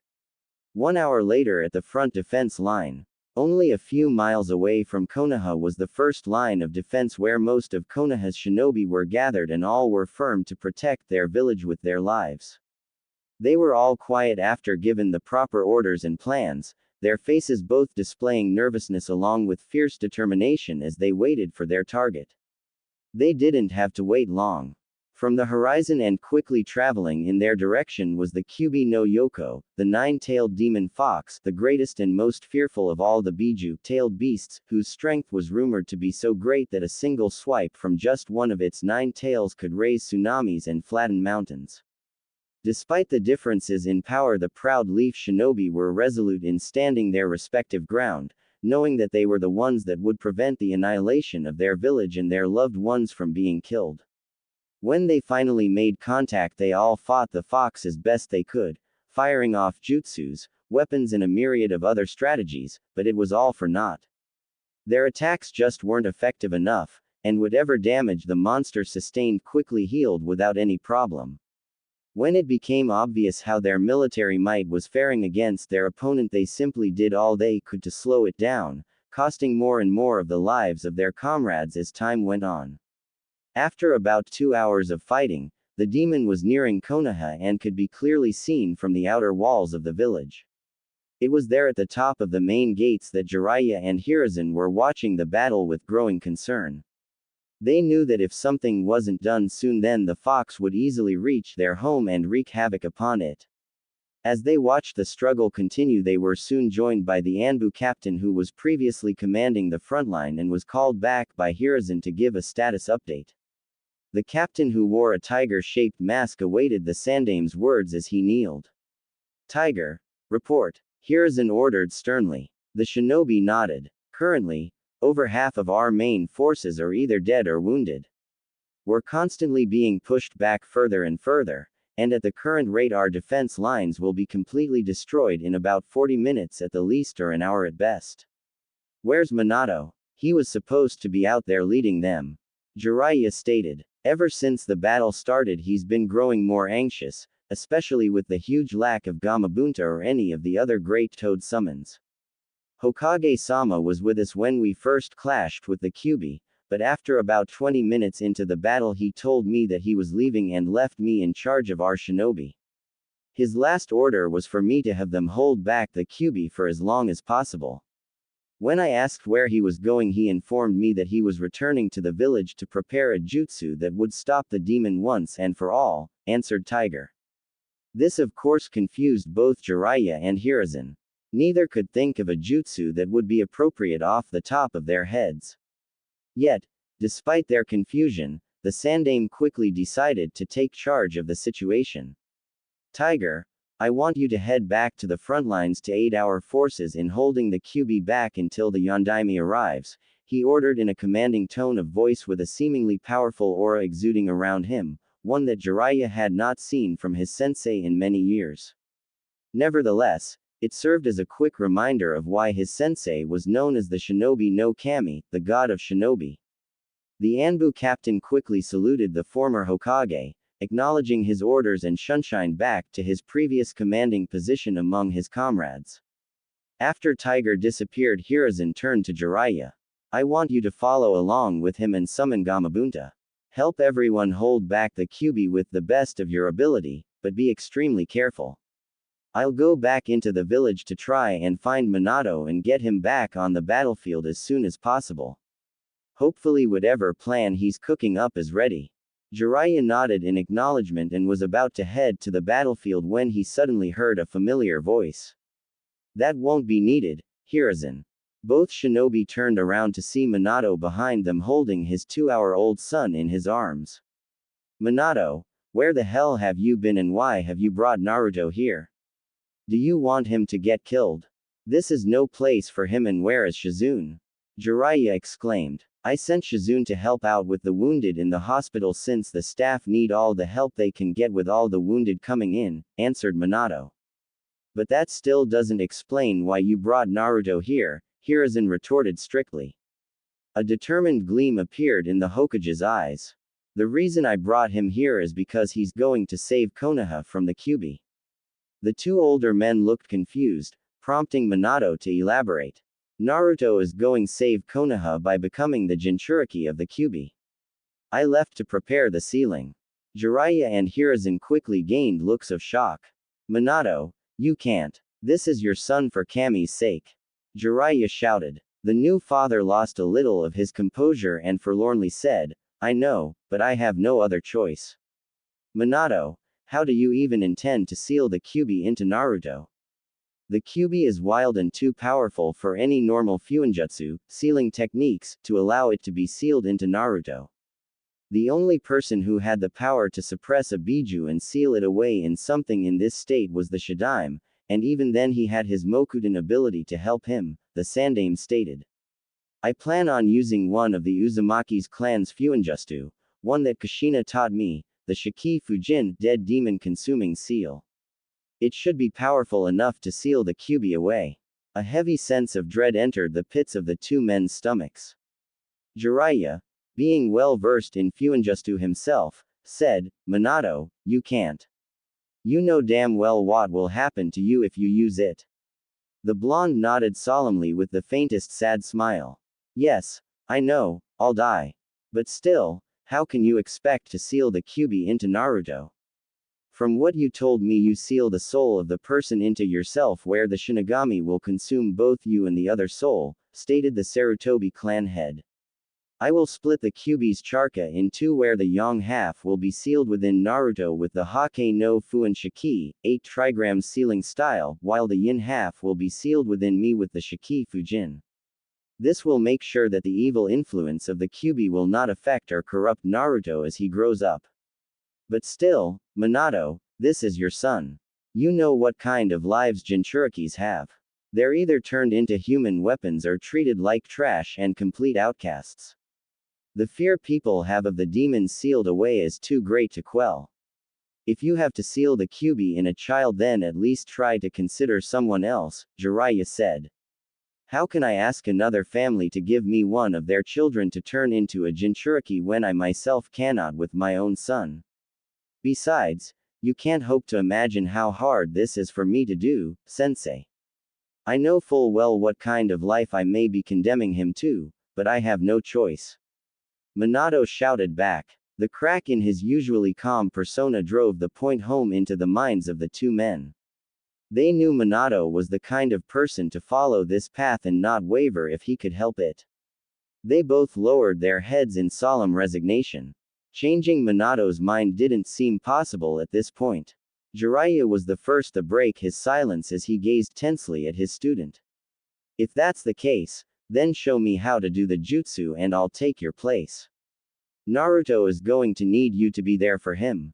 No, let me do it, Hiruzen cut in, causing the attention to be on him. I've lived a long life and you both have so much more left to offer our village and the world. Thank you both, but it has to be me, Minato stated resolutely. But, Jiraiya started but was quickly cut off by the blonde. Sensei, I'm the Hokage and it's my duty to protect the village. If anyone is going to bear the responsibility of placing this burden on Naruto, it's going to be me and no one else. Besides, the jutsu and the alteration needed for the sealing is too difficult to pick up in such a short time. Not to mention it's going to require every bit of strength I have, and, while I know you're plenty strong, Hiruzen, I'm not going to risk not having enough chakra to complete the process. Same goes for you, Sensei, but even if you have the chakra and sealing knowledge necessary, you won't be able to perfect the seal in time. One little mistake can end up killing Naruto and leave us to deal with the Kyuubi. Both Jiraiya and Hiruzen could only sigh in defeat. There would be no convincing Minato once he got this stubborn.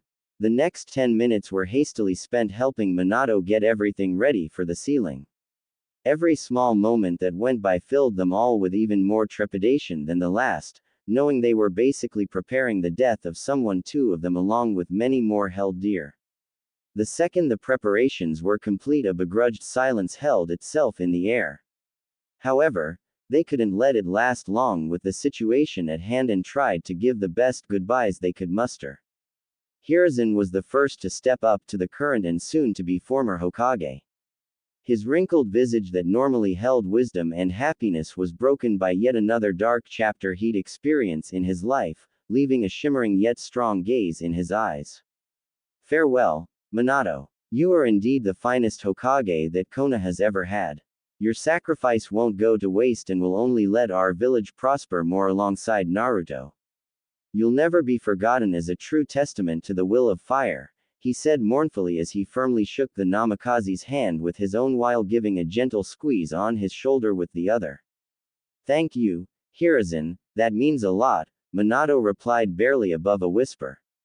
Jiraiya quickly stepped up and gave his student a fatherly hug, trying his hardest to hide the tear that slowly escaped his eye.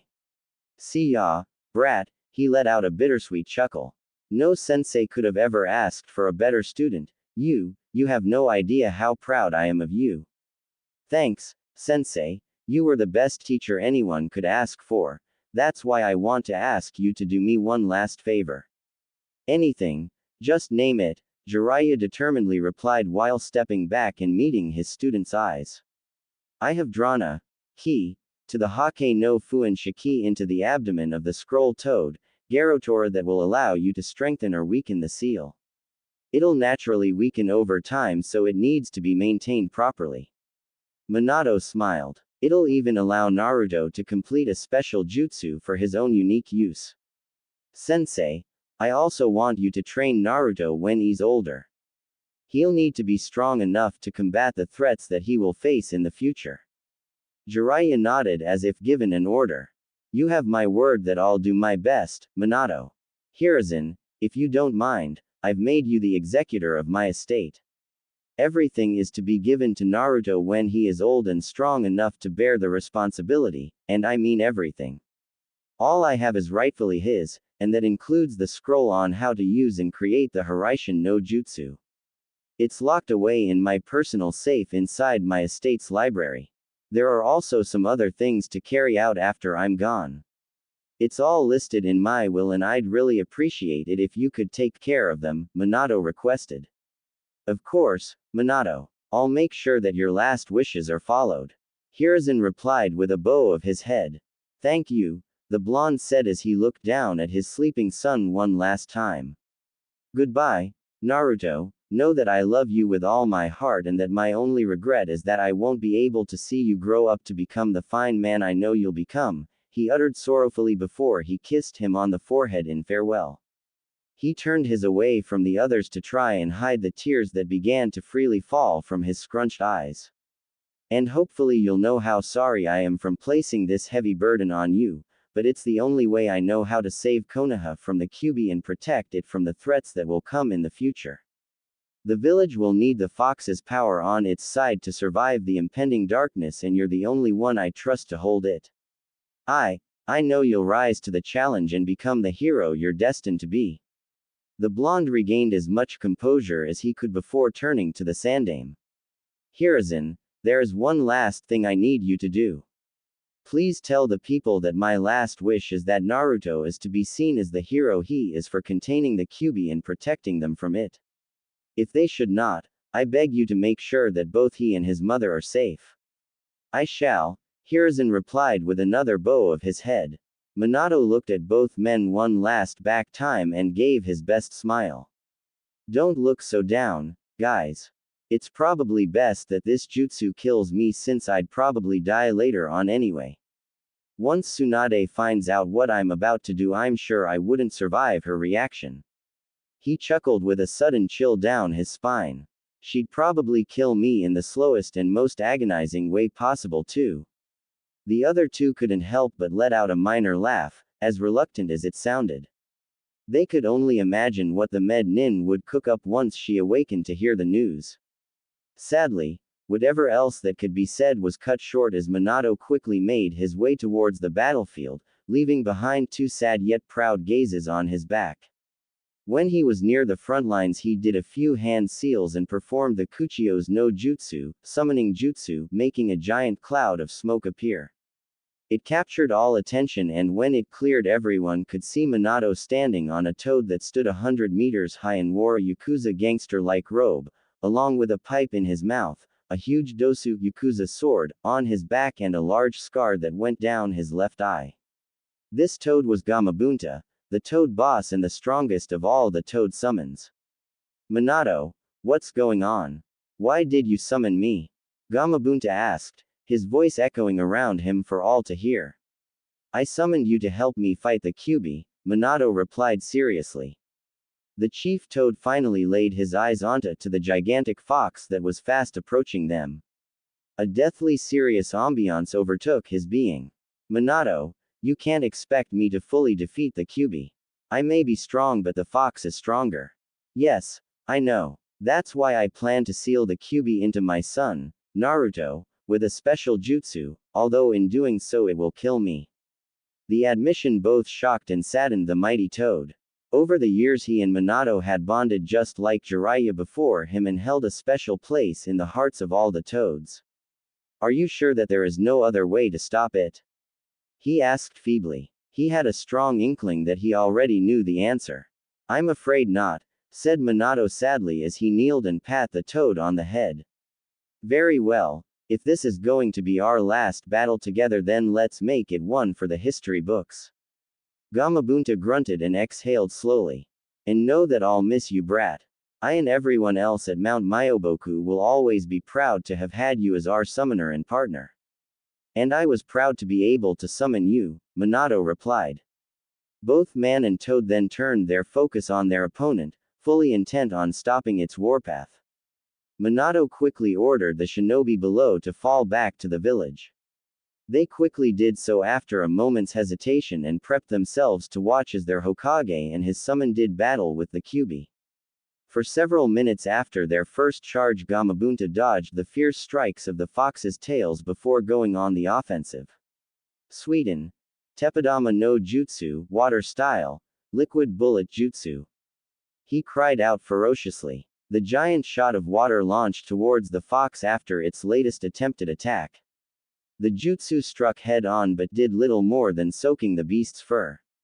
The Kyuubi then countered by launching its tails at Gamabunta once again. Gamabunta went about dodging them one after another and even draw his dosu to deflect some of the mighty appendages. After the struggle persisted for a bit, Gamabunta managed to find an opening and launched a powerful slashing strike. The fox did its best to dodge the attack and escape the worst of it, but wasn't able to avoid a large gash being carved into its side as a result. Ha! Take that, you nine-tailed freak! Cried Gamabunta with a victorious smirk that immediately disappeared a moment later when the wound healed itself before their eyes. The fox then responded with opening its large mouth and began to gather chakra from its body and the surrounding air. The raw energy compressed into a single ball before it was released as one massive blast of energy. Shit! shouted Gamabunta as he began moving to dodge the incoming attack. With a mighty leap of his legs he managed to barely scrape above it, but a large portion of Konoha's surrounding forest didn't remain unscathed. The resulting explosion from the impact was devastating among the foliage and timber, causing wooden shrapnel to rain down and leave considerable damage upon the leaf village. Minato glanced at the effects of the fox's overwhelming technique before quickly getting his mind back into the game. Gamabunta, let's try a little teamwork. Right. The toad shouted back and prepared another jutsu. Gamayuden, toad oil bullet. He yelled while Minato simultaneously cried, Kaden, Enden fire style, flame bullet. The oil that Gamabunta fired acted as an accelerant and provided more fuel for the fire attack that Minato launched, creating a conflagration of far greater power and magnitude reminiscent of a giant flamethrower. The combined attack rushed forward with its unique roar and hit the fox with great force. The pyro offensive quickly covered the Kyuubi's body like a quickly developed forest fire and made it start to yell in pain. When the Konoha shinobi saw this they cheered loudly, believing that the demon had been critically injured, if not killed outright. However, the celebrations did not last long as a massive blast of chakra exploded from the beast and extinguished the fire covering its body, creating a small crater around it from the outward force. Trees were uprooted and blown away along with various debris and many unfortunate shinobi that were within the shockwave's range. Once the violent moment passed, everyone could see the massive charred burns on the Kyuubi's body, making it look like black was the fox's natural fur color. Sadly, just like before, red chakra began to envelop and heal its body. Before the wounds could be fully healed, Gamabunta took advantage and decided to delay the fox by grappling against it in a strong amphibious grip where a battle of dominance began. With simply trying to keep the fox in place and not overpowering it, the toad was able to hold out long enough to let Minato get close and use the Shiki Fujin. Now, Minato, this might be your only chance to use it. Gamabunta shouted as his struggle continued. Right. Minato cried back as he did the seals. Shiki Fujin, he shouted. The unsettling form of the Shinigami suddenly appeared behind Minato, its arm piercing through Minato's chest with no hesitation. The ghoulish appendage continued towards the Kyuubi and split its chakra in two, sealing the yin into the Hokage while the yang was sent into Naruto where the Hake no Fuin Shiki appeared on his form. It's done. Minato peacefully thought with a sad smile plastered on his face as he felt the Shinigami pulling his soul away. I leave the rest as well as the future of Konoha to you, Naruto. I know you won't fail me, make me proud. The deed was done and Konoha was saved as Minato's soul and the fox's yin chakra began to be consumed by the Shinigami, sentencing the now former Hokage to an eternity of battle inside its being. The great Yondaime Hokage was dead, but he passed on with a final smile adorning his lips and the knowledge that everyone was safe. The future was unknown to all, but he felt that it was safe in the hands of his son. After Minato died, the Kyuubi's body fell to the ground before all of its remaining chakra erupted in one massive shockwave. The power behind it forced Gamabunta back a bit, making him move in place to protect the blonde father and son from any physical harm. The remaining Konoha shinobi that watched everything conclude were also forced to the ground as even more damage came upon their village, but at this point they'd take it if it meant the fighting was over. Once the dust settled and silence reigned the air, the giant summon sorrowfully gazed upon Minato and Naruto. You were truly a great summoner and friend to all of the toads, brat. Hopefully your son will become just as great as you, if not greater, he said in somber finality before returning home in a puff of smoke.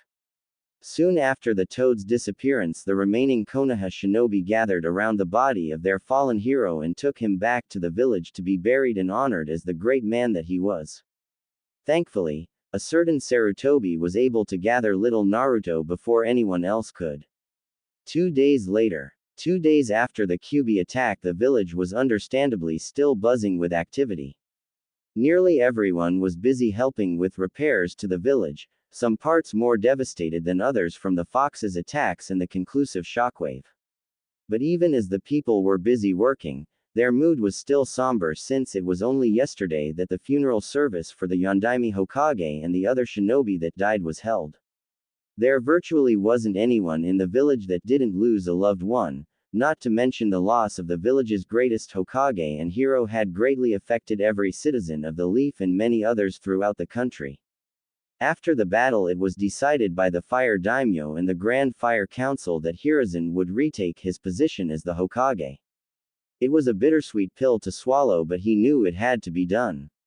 At the end of the funeral, Hiruzen announced that Minato had defeated the Kyuubi by sealing its chakra into the body of a young child and that he had asked for him to be seen as a hero. Sadly, just as the old Hokage had feared, the wounds that the Kyuubi had caused by its destruction had caused the people to focus their anger and sorrow at the child. It got so bad to the point that many, out of fear, were shouting for the child's death, claiming the Kyuubi would take over its prison and kill them all. The rest that were asking of same thing seemed to want it done purely out of blinded revenge on the fox. This was stopped when the Sarutobi clan head released a massive amount of killing intent on the angry villagers, both civilian and ninja, causing all to immediately cower at his power. He spoke at how ashamed he was of how they reacted and their dishonoring of Minato's memory and sacrifice. Many had regrettably lowered their heads in shame, but there were plenty that simply shrugged off the feeling and stubbornly held onto their hate. Because of the heavy emotions, Hiruzen declared a new law stating that if anyone ever speaks out or mentions the Kyuubi and its connection to its container, especially to the younger generation, they would be charged with treason and would be executed immediately without trial, making the ordeal an S-class secret. In Tsunade's private hospital room, Tsunade, still resting from giving birth, continued to slumber peacefully in her bed. She would have been awake at this point, especially given recent events, but Shizune decided to administer more sedatives to deal with the added stress that encumbered her to be safe. Hiruzen was at her side, quietly waiting since she was due to awaken any minute. It took a while, but her eyes eventually started to slowly open. Even with the drowsiness she was no doubt feeling, she suddenly gained a second wind and was alert as can be when she caught the form of her sensei. "Sensei, what are you doing here? Where's Shizune? Where's Naru-chan? Where my baby?" said Tsunade, alarmed as she looked around. "Tsunade, please relax. You need to rest. Both Shizune and Naruto are fine," he said calmly, a mood she matched after a moment or two to gather her bearings. "Now, Tsunade, there is something I need to tell you. It seems that the birth caused a lot more stress to you than we had thought, and you have been asleep for 2 days. Also, sadly, when you were put to sleep, we came under attack by the Kyuubi." A jolt of shock ran through her body, but he continued before she could give a response. "But thankfully we were able to survive the attack and defeat it." She was surprised even further.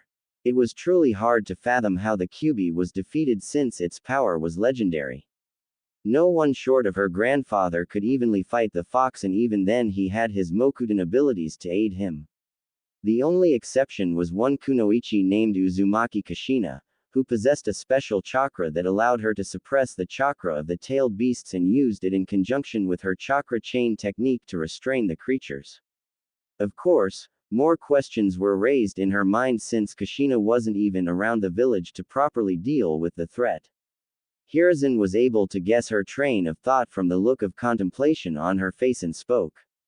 "We were able to defeat the Kyuubi thanks to Minato.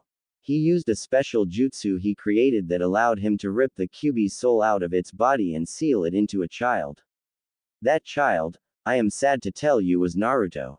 At the very moment that he uttered the last syllable, the room quickly became flooded with a massive amount of killing intent. Hiruzen buckled a bit and even felt his breath escape him, despite the many years of such intent being felt by him over the years. That bastard. I'll kill him. I'll make him wish he was never born. I'll rip him apart till there's nothing but little chunks of left. How dare he do that, my child?" She roared as she started to get out of her bed. An aura of absolute fury surrounded her being, the likes of which could make any deity cower in fear. "Tsunade, please calm down. There are still things that you don't know yet and need to understand." Hiruzen pleaded as he blocked her warpath out the door and grabbed a hold of her arm. I understand everything perfectly. That bastard sealed one of those monsters into my baby and turned him into a Jinchuriki, and you know damn well how they're treated. When I find that bastard Tsunade, Minato's dead. Hiruzen interrupted. She paused where she stood. What? Hiruzen sighed sadly. Minato is dead. The jutsu that he used to seal the Kyuubi into Naruto cost him his life, he answered. He went on to explain how the Shiki Fujin worked. When he finished explaining what happened in the battle, Tsunade took a moment to think and just growled in frustration. Her current fury was clouding her mind with the wishes to end the bastard herself, but she resigned to curse his soul to hell later. Right now she needed to be with her son. Sensei, where's Naru-chan now? She asked calmly yet worryingly. Don't worry. I have Shizune and Jiraiya watching him at the Namikaze estate. Can you take me to him? It was more a statement than question. Of course. After they stopped talking, Tsunade quickly got out of her hospital gown and got dressed into her normal attire. The two of them then left the room and snuck through the village, making sure that no one saw that the Senju was there. It didn't take long for them to reach the large mansion that had belonged to the Namikaze family since the founding of the village. The mansion was built behind the Hokage monument and was hidden from view by the tree line in front of it. It had a large open garden in the front of it and a swimming pool in the back.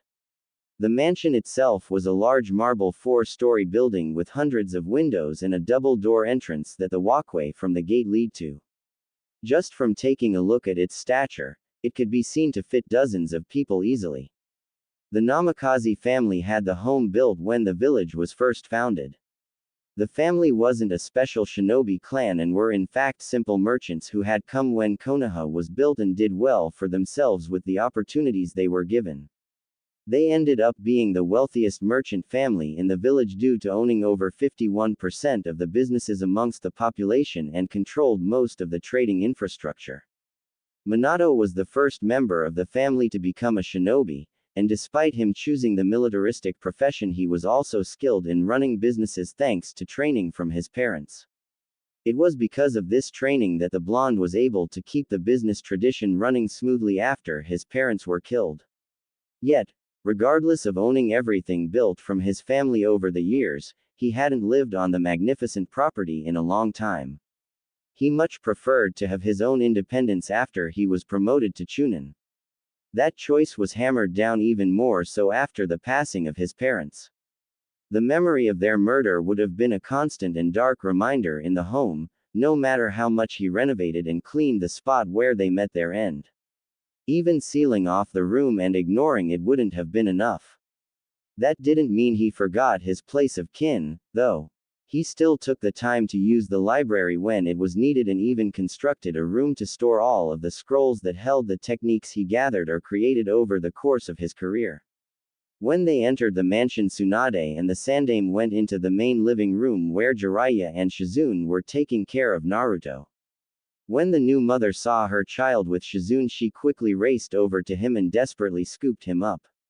She held and squeezed him with all of the love she could project as if he would disappear from the slightest loosening of her grip.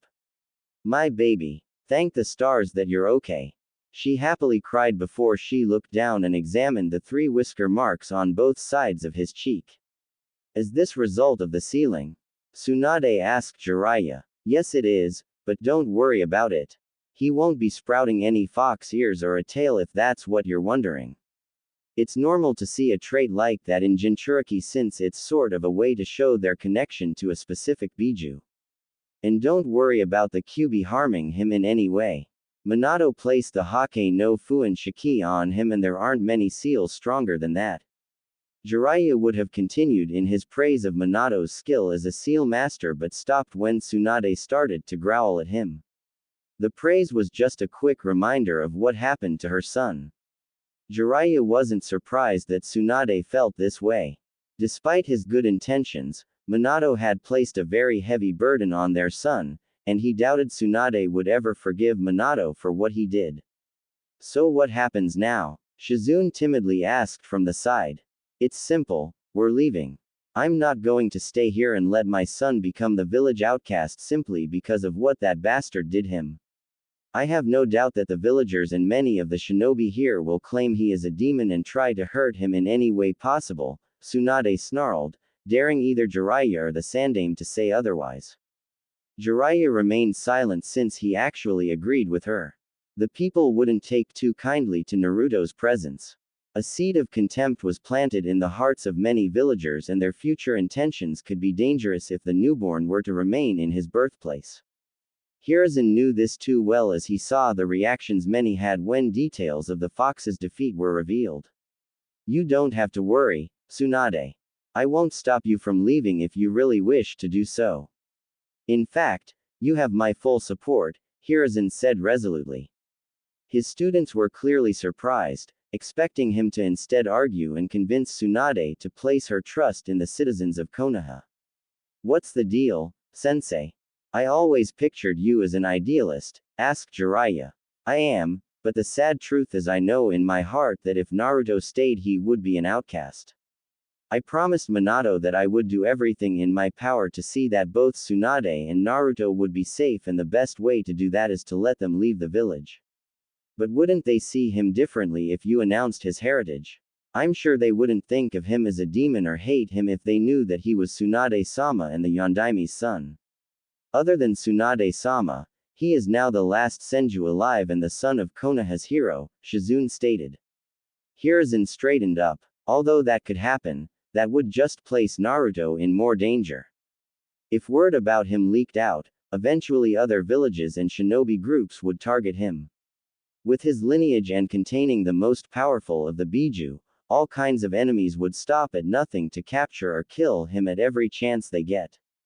This is more concerning with Konoha's military strength weakening as well, so all things considered it's best that he isn't here. But I heard that you forbade anyone from speaking of the fox.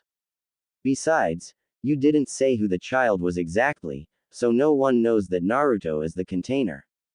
Couldn't you just reveal Naruto's heritage to them without revealing the fact that he has the QB sealed into him? Shizune inquired. That wouldn't work. The villagers would notice the markings on his cheeks and the shinobi that have knowledge in sealing would easily connect the dots due to his age. Word would spread and we'd have to deal with the consequences, and that's just within the village. Outside forces beyond our walls and country would be a given. Shizune looked a little confused, but Jiraiya and Tsunade understood his words quite well. For the young Kunoichi's sake, Hiruzen explained further.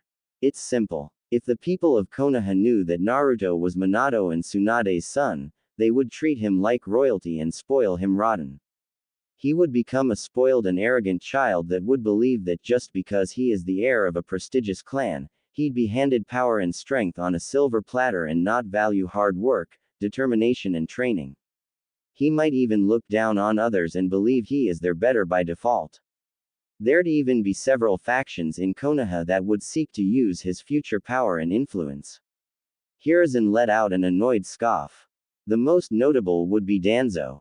Jiraiya's face grew serious and Tsunade even felt a small snarl coming along at the back of her throat from the mere mention of the old war hawk. He has already requested to give him custody of the child containing the Kyuubi so that he can train him to become a shinobi. I'm certain under his care Naruto would become an emotionless boy who would answer only to Danzo himself, especially if he knew who his parents are and the political and business impact that he'd carry. Take everything regarding Naruto into account and Danzo could potentially have all of Konoha under his control as a potential Hokage. I know that you all see this as a disastrous scenario. Shizune couldn't help but mentally shudder at the thought of her godson helping the old warmonger position himself into such power. His reputation wasn't the best, and from what her master told her the further away he was from Naruto the better. Like I'd ever let that one-eyed bastard even touch a hair on my Naru-chan. I'll rip out his remaining eye and arm myself if he even thinks about it. Tsunade carefully and angrily muttered back, hoping to not wake up Naruto. That is why it's best that you both leave the village for now. It'd be best if you keep a low profile. We can't risk any suspicion before we're able to properly handle it, Hiruzen responded. Tsunade simply nodded before she spoke. Is there anything else, sensei? I'd like to get out of here as soon as I can. Yes, there is something I like to say. Now, as Jiraiya already knows, before Minato died he left me as executor to the Namikaze estate in which he has named Naruto as heir to the Namikaze family fortune as well as everything that he owned. Won't the council try and seize it for themselves since they don't think Minato-sama has an heir? Shizune asked. They've already tried but I overruled them. Even if they don't know Naruto will inherit everything when he's older, I still have absolute say over what happens to Minato's possessions. Speaking of which, who'll manage the businesses that belong to the Namikazes since I doubt you will? Tsunade asked Hiruzen. They'll be handled by Seiwa Genji. He helped Minato's father manage them and continued to overlook them when he died and Minato inherited it all.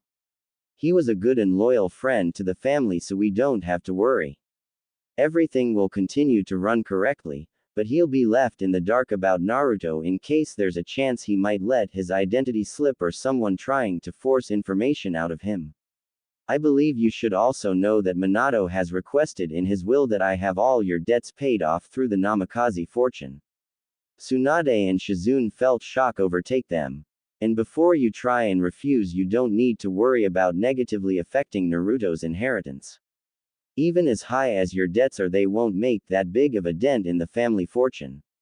Minato also set up a trust fund for Naruto which will be paid monthly to you and should be enough to allow you three to live simple but comfortable lives even if you travel around, which seems like what you'll be doing. Hiruzen ended. After a few moments Tsunade and Shizune got over their shock, and as much as the Senju hated to admit, she was grateful for Minato getting rid of all her debts and taking care of them all. However, she would never truly forgive him for turning their son into a sacrifice regardless of how noble or selfless his reasons were. Well, if that's all, sensei, I think that once Shizune and I get everything we need to take care of Naruto we'll leave tonight, Tsunade said, all while gently rocking her son. There is one last thing I would like to say, Tsunade, Hiruzen started, causing Tsunade to raise an eyebrow. I know that you have good reasons to keep Naruto away from Konoha, but I would like you to consider allowing him to become a shinobi of Konoha when he's old enough. Tsunade looked ready to argue.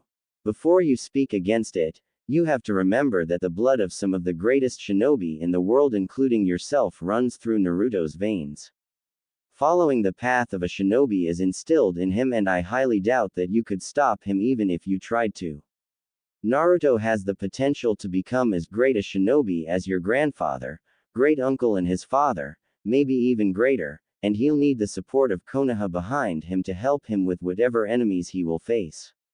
He'll need to be here to claim and protect his fortune and other heirlooms like the Hiraishin scroll anyway, so building a connection would be ideal for everyone. At the very least he'll be able to make sure his property doesn't fall into the wrong hands. Tsunade frowned, but she had to admit he had a point. After a few minutes of carefully thinking Tsunade spoke. I won't make any promises of his future in Konoha, but I'll think about it. We will definitely be back to claim his inheritance, though, so a decision will be made by then. That's all I ask, Hiruzen replied with a smile. I think I'll head out as well, sensei. It's best that I travel and reconnect with my spy network. We have to keep an ear out for anyone that might catch wind of anything related to Naruto or Harem. It'd be smart to look for any threats in the future too. Jiraiya said. Hiruzen offered them all a smile. Very well, I wish you both the best of luck. Don't worry, we'll keep you posted on how we're doing, Tsunade assured. 3 hours later, when the night sky had fully loomed over Konoha, Jiraiya, Tsunade, Shizune and Naruto snuck out of the village with none being the wiser. As they left, the Sandaime was looking out the window of his office and at the star-filled night heavens. I look forward to the day of your return, Naruto, for I have no doubt we'll be seeing great things coming from you just like your mother, father and your ancestors, he thought with a slight smile. He then turned to look at the pictures of his predecessors, all of them sharing the same blood as the whiskered blonde. After a few minutes of silent staring and thinking, Hiruzen decided to head home and finally get some rest. Ba, ba, ba, ba, ba, babbled baby Naruto as he finished eating his mashed banana with his fingers and got about half of it around his face and on his bib. Good boy Naru-chan, you ate all you bananas. Although you got at least half it on your face and clothes you little devil you, cooed Tsunade as she went to pick up Naruto out of his high chair and smiled at him. Ma, ma, ma, ma, ma, babbled Naruto as he saw his mother coming to pick him up, to which he giggled as she lifted him out of his chair. You're a messy little boy, aren't you? Aren't Naru-chan? Tsunade continued to coo as she looked down at her messy son, who just giggled more, then put one of his fingers in his mouth to make himself look innocent and more adorable. She just shook her head and smiled slightly. You're just like your father, a real charmer when you want to be. Naruto laughed and clapped his small hands together as if agreeing with her. Shizune, I'm going into the next room to change Naru-chan out of his messy clothes. Will you please clean his high chair up and put it away while I'm doing that? Tsunade called as she went to the next room. Certainly Tsunade-sensei, Shizune answered from the kitchen. As Tsunade was changing Naruto out of his dirty clothes, she thought about when she left Konoha and when Naruto was born. During that time not much had happened since Tsunade made sure to keep a low profile. This past year she had traveled mainly around Fire Country and the other smaller nations with baby Naruto and Shizune. They would stay in small villages, towns, or cities for a few months before they would move off again, not wanting to attract unwanted attention. When they traveled or was not in the privacy of her current home, she would put a special henge over herself and Shizune to change their appearance to everyone but Naruto so that he would not get scared or confused when he did not recognize them. This was to make sure that if someone was looking for them, they would be unable to know where to start looking. As they traveled to different places, she would offer her services as a healer to people with different illness or injuries. Though she did not need the money, since the money Minato had set up for Sarutobi to send them through her slug summons was enough to allow them to live simple but comfortable lives. Tsunade did it because it made her happy and gave her something to do when not caring or playing with Naruto.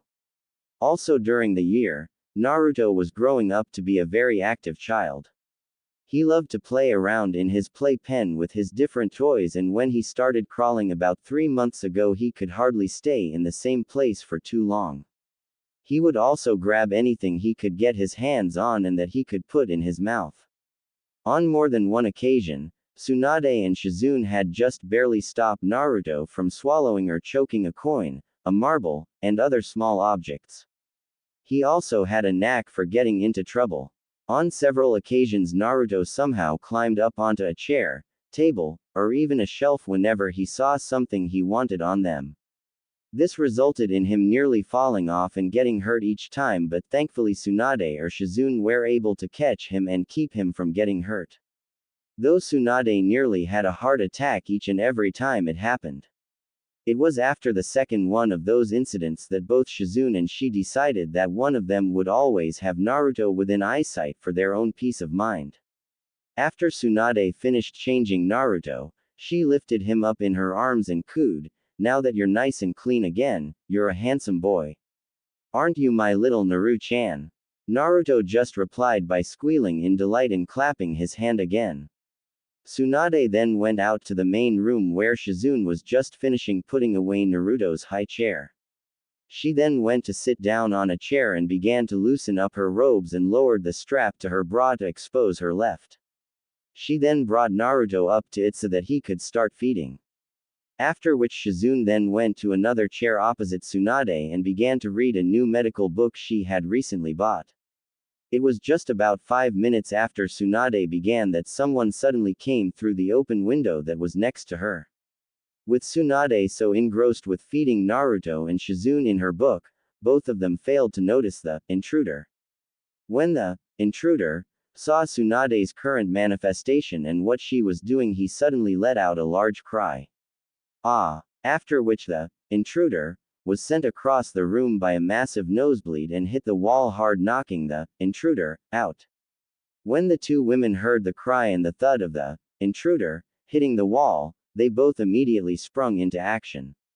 Tsunade went into a protective stance covering Naruto, who was crying after being interrupted from his feeding time, while Shizune went into an offensive stance with her Senbon needles out and ready. When the two women looked over at the unconscious intruder, Tsunade growled under her breath angrily and began muttering curses upon seeing whom their guest was. Said intruder was twitching a little with blood coming from his nose and a very perverted smile on his face and drool coming from his mouth. Of all of people and of all times, Tsunade said sourly as her right eye twitched several times, he had to show up unannounced.